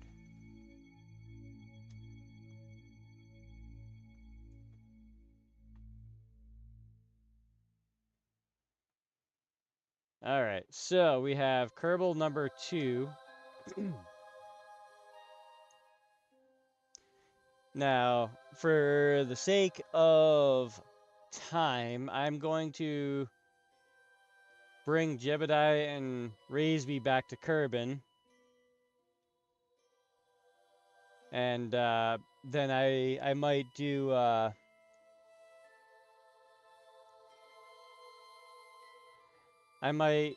an off recording, off live rescue of the last 4, just because it's still taking a very long time to get them over to the lander, and that is shaking badly. Oof, this might be a rough takeoff. See if I can jump up there. And not close enough. Am I close enough now? I should be. Jump, and not close enough. You're considering getting it, and you don't have Discord yet. Why don't you have Discord? It's free. Discord is free. Get it on your phone, you get it on your PC. And turn around and jump and grab. Nope. I may have to jump back to the rocket and lower the ladder that I forgot to lower again. However, I don't want to jump back because the Kraken has to be nearby. I'm convinced the Kraken is nearby. Oh, he face planted. Think I should make the rocket closer to the other ones. See, the problem is that's where the Kraken's hanging out, and the past several missions have not been successful because of it. Jump up and grab, grab, grab, grab. Just grab it. And up. And jump. And nope, not close enough. And up. And spin. And jump. And grab. Grab, grab, grab. Get. Oh, no. Oh. And jump. And grab. Got it. Oh, no.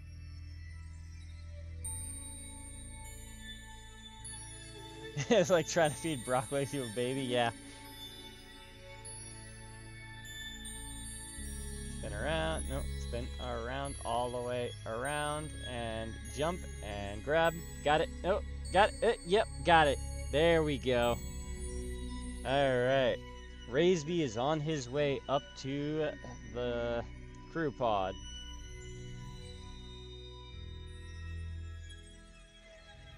Come on.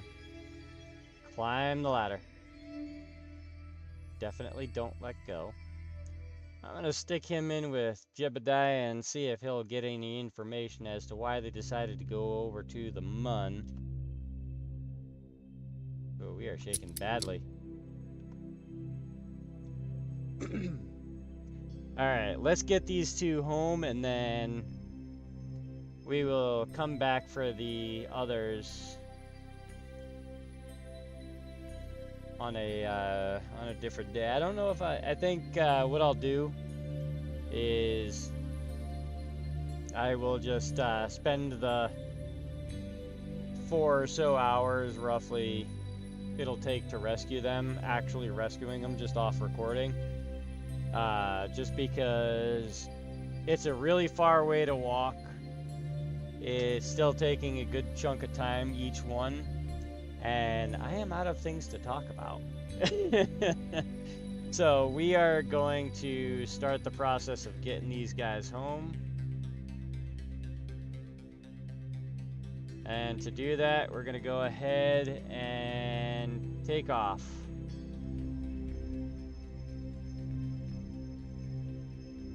This crater is doing some weird things. You can see the rock of the rocket. The rocket's rocking. Just coming out of that crater alone. we're actually in a good place to just keep going out. I don't think I need to orbit the Mun in order to, so all I'm gonna do is just go to right here, add maneuver, and bring this up. Oh, that's the wrong up. Let's try that one again. Come on, give it to me. There we go. Add maneuver. Out to here, what are we doing? We are getting launched out of everything. So we want to bring that back. To here. Because we can work with this. We can definitely work with this.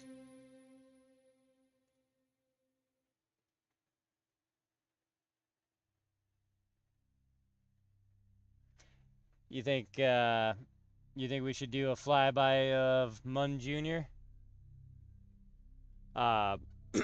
That's definitely a possibility. It is incredibly difficult to get in orbit, and it's even harder to get low enough to be able to see everything without crashing. Apparently, it's got some crazy gravity. It's got some serious gravity. Alright, we are 55 seconds away from burn, so I think I am gonna go ahead and burn. Too far, way too far, way too far. Swing around retro. And burn back a little bit. That was way too much burn.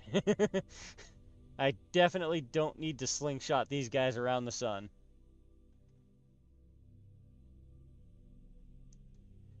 Yeah, I think that's something we can try next stream, which is actually going to be tomorrow night.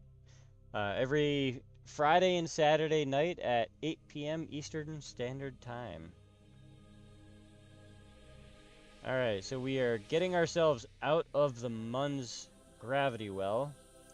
I think what I'm going to do is add another maneuver point right here. And bring it over and in. To right about here. That puts us at 1,000,000 meters above. Actually, I think I can do better.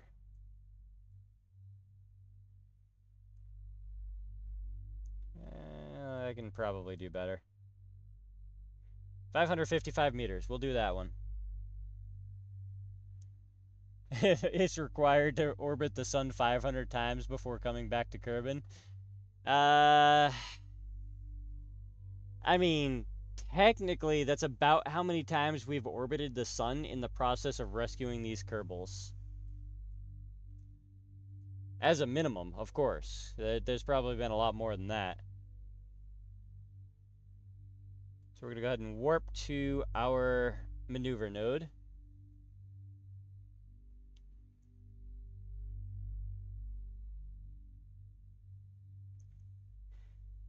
You're very close.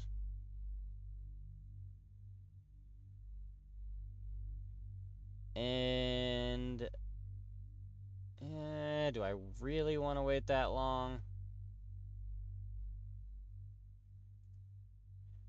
I'll give it 10 seconds.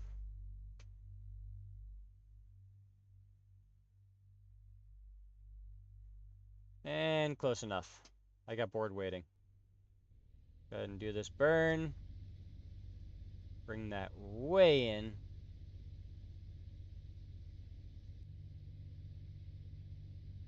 Oh, too fast, way too fast. Alright, what do we have now as our periapsis? 656. That's not terrible. We'll go ahead and time warp around. Come on. Let me do the thing. It won't let me do the thing. I'm too close to the mun.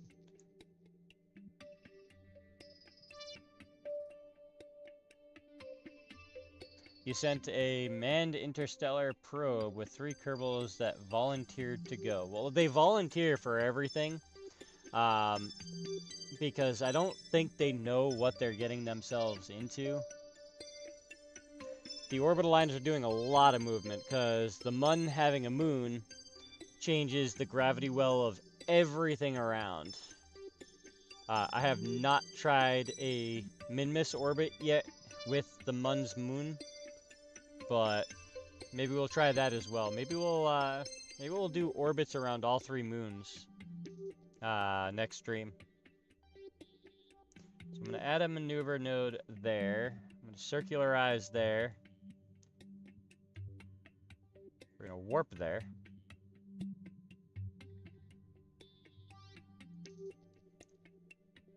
And we're there. Switch over to the maneuver node. Where's the... Oh, there it is. Look at those clouds. And we are very close to our maneuver node. Wow. It's apparently getting late. I'm forgetting words. Alright. Close enough. We're gonna burn right here.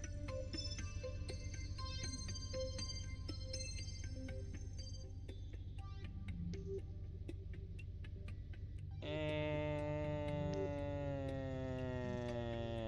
we're close enough. Where did that put us? That put us at a 652 meter periapsis. Alright, so I can work with that. I'm actually going to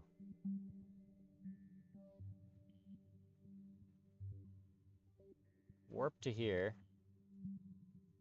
Swing it around retro. Yeah, the clouds are waiting for me to land, that's for sure. They're waiting for me to crash. Oh, I'm pretty sure you guys are all waiting for me to crash too. I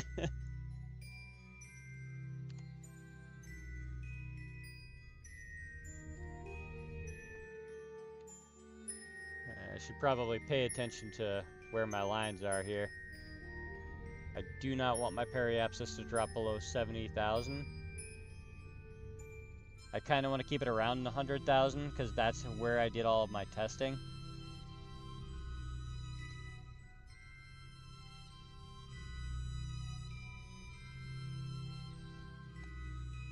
There we go. And then I'm gonna warp to here. Our periapsis is actually right on the edge of daylight. Or is that nightlight?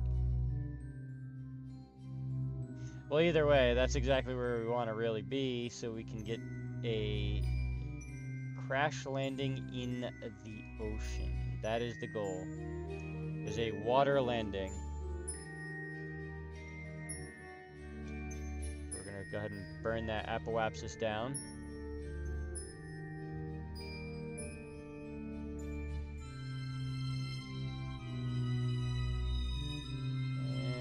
And that is good. Perfect. We're still close to 100,000 meters. And now, before we do anything, it is time to do all of the things. So we'll start with this. Going out. Our air brake. We have lost local control. Why aren't these turning on? Oh, they are turned on. I'm just too far away, apparently. And then we'll do a crew report here, even though we don't get any science from it.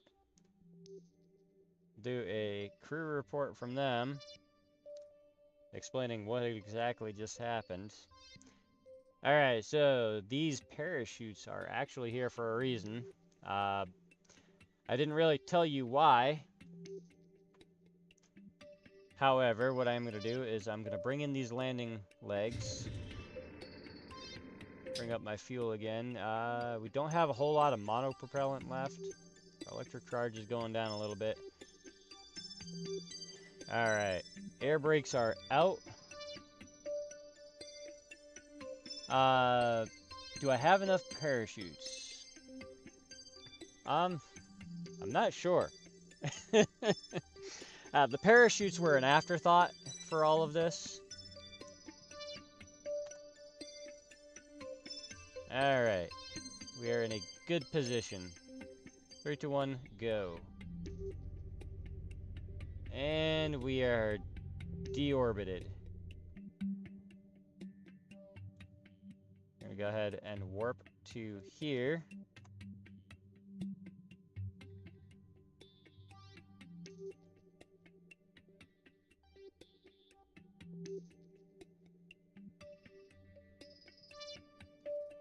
Yeah, I am pretty positive this should possibly work. Like I said, many hours of testing. And it seems to have worked when I tested it for many hours.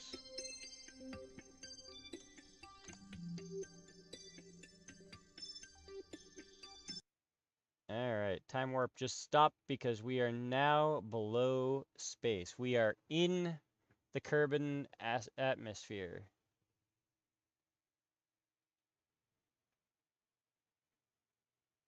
Alright.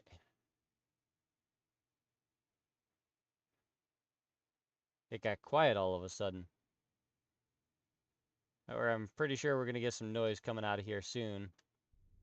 I'm going to start burning off some of this speed real quick. We are over the ocean, so I don't have to look at the map anymore. I need to burn off as much speed as I possibly can.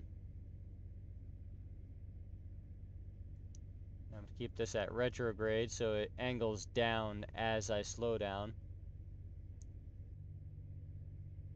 The goal is to not see any flames. If we see any flames, then we have problems with our parachutes.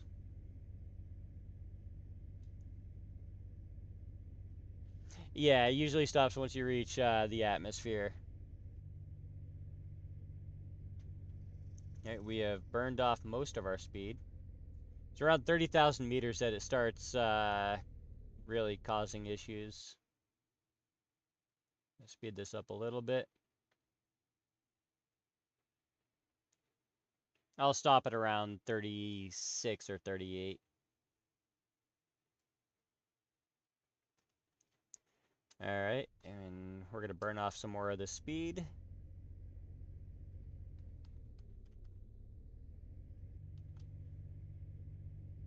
We're very low on monopropellant. But I did plan this out to have just enough monopropellant to do this. So we actually did pretty well having some left at this point in time.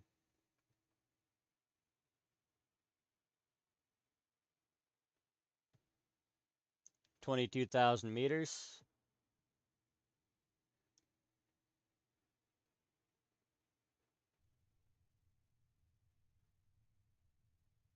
$18, $17.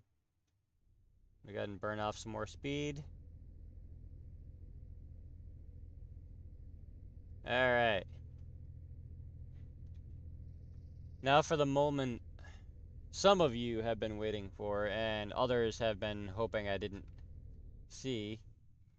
But there you go.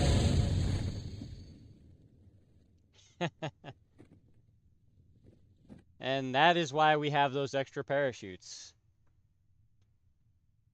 Why didn't my parachutes deploy? There we go. So they are up there. I am over here. And yes, I did that on purpose.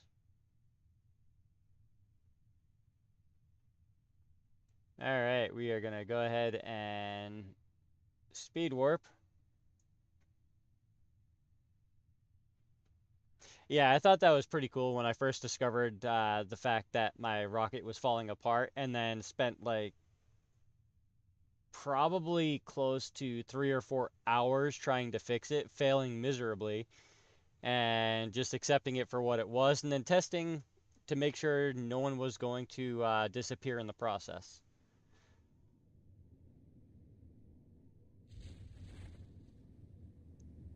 And our chutes have opened all of the way. And they're up there as well. We're coming in way too quick. I need to stop the time warp. Don't look around when you're in time warp, because if you land in time warp, it doesn't matter how slow you're going, you will lose your vessel.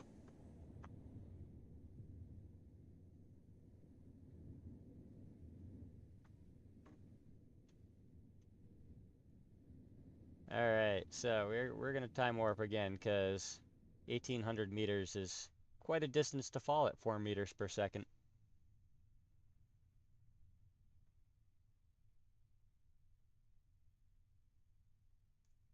And 10, 9, 8, 7, 6, 5, 4, 3, 2, 1, and we're just gonna let that ride now.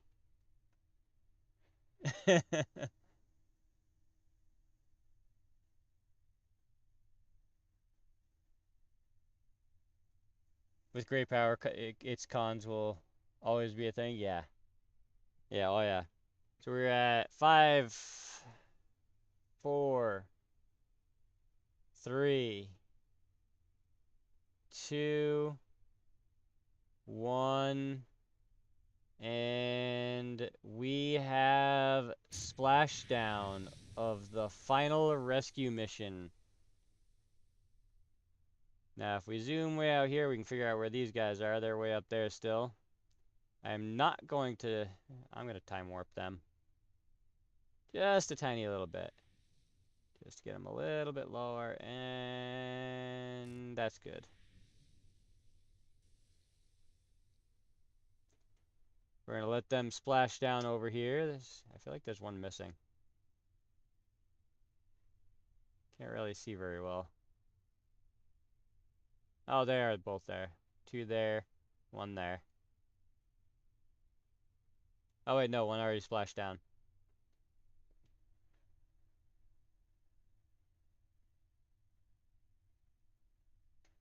Yeah, that is the touchdown of the rescue mission sent to rescue the rescue mission that was also sent to rescue the rescue mission, also sent to rescue the rescue mission sent to rescue Jeb and his crew.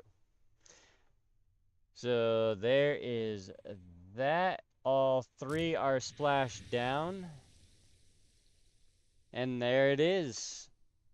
We have successfully finally completed the rescue, and we beat the Kraken. We did not have any issues with the Kraken. I don't think.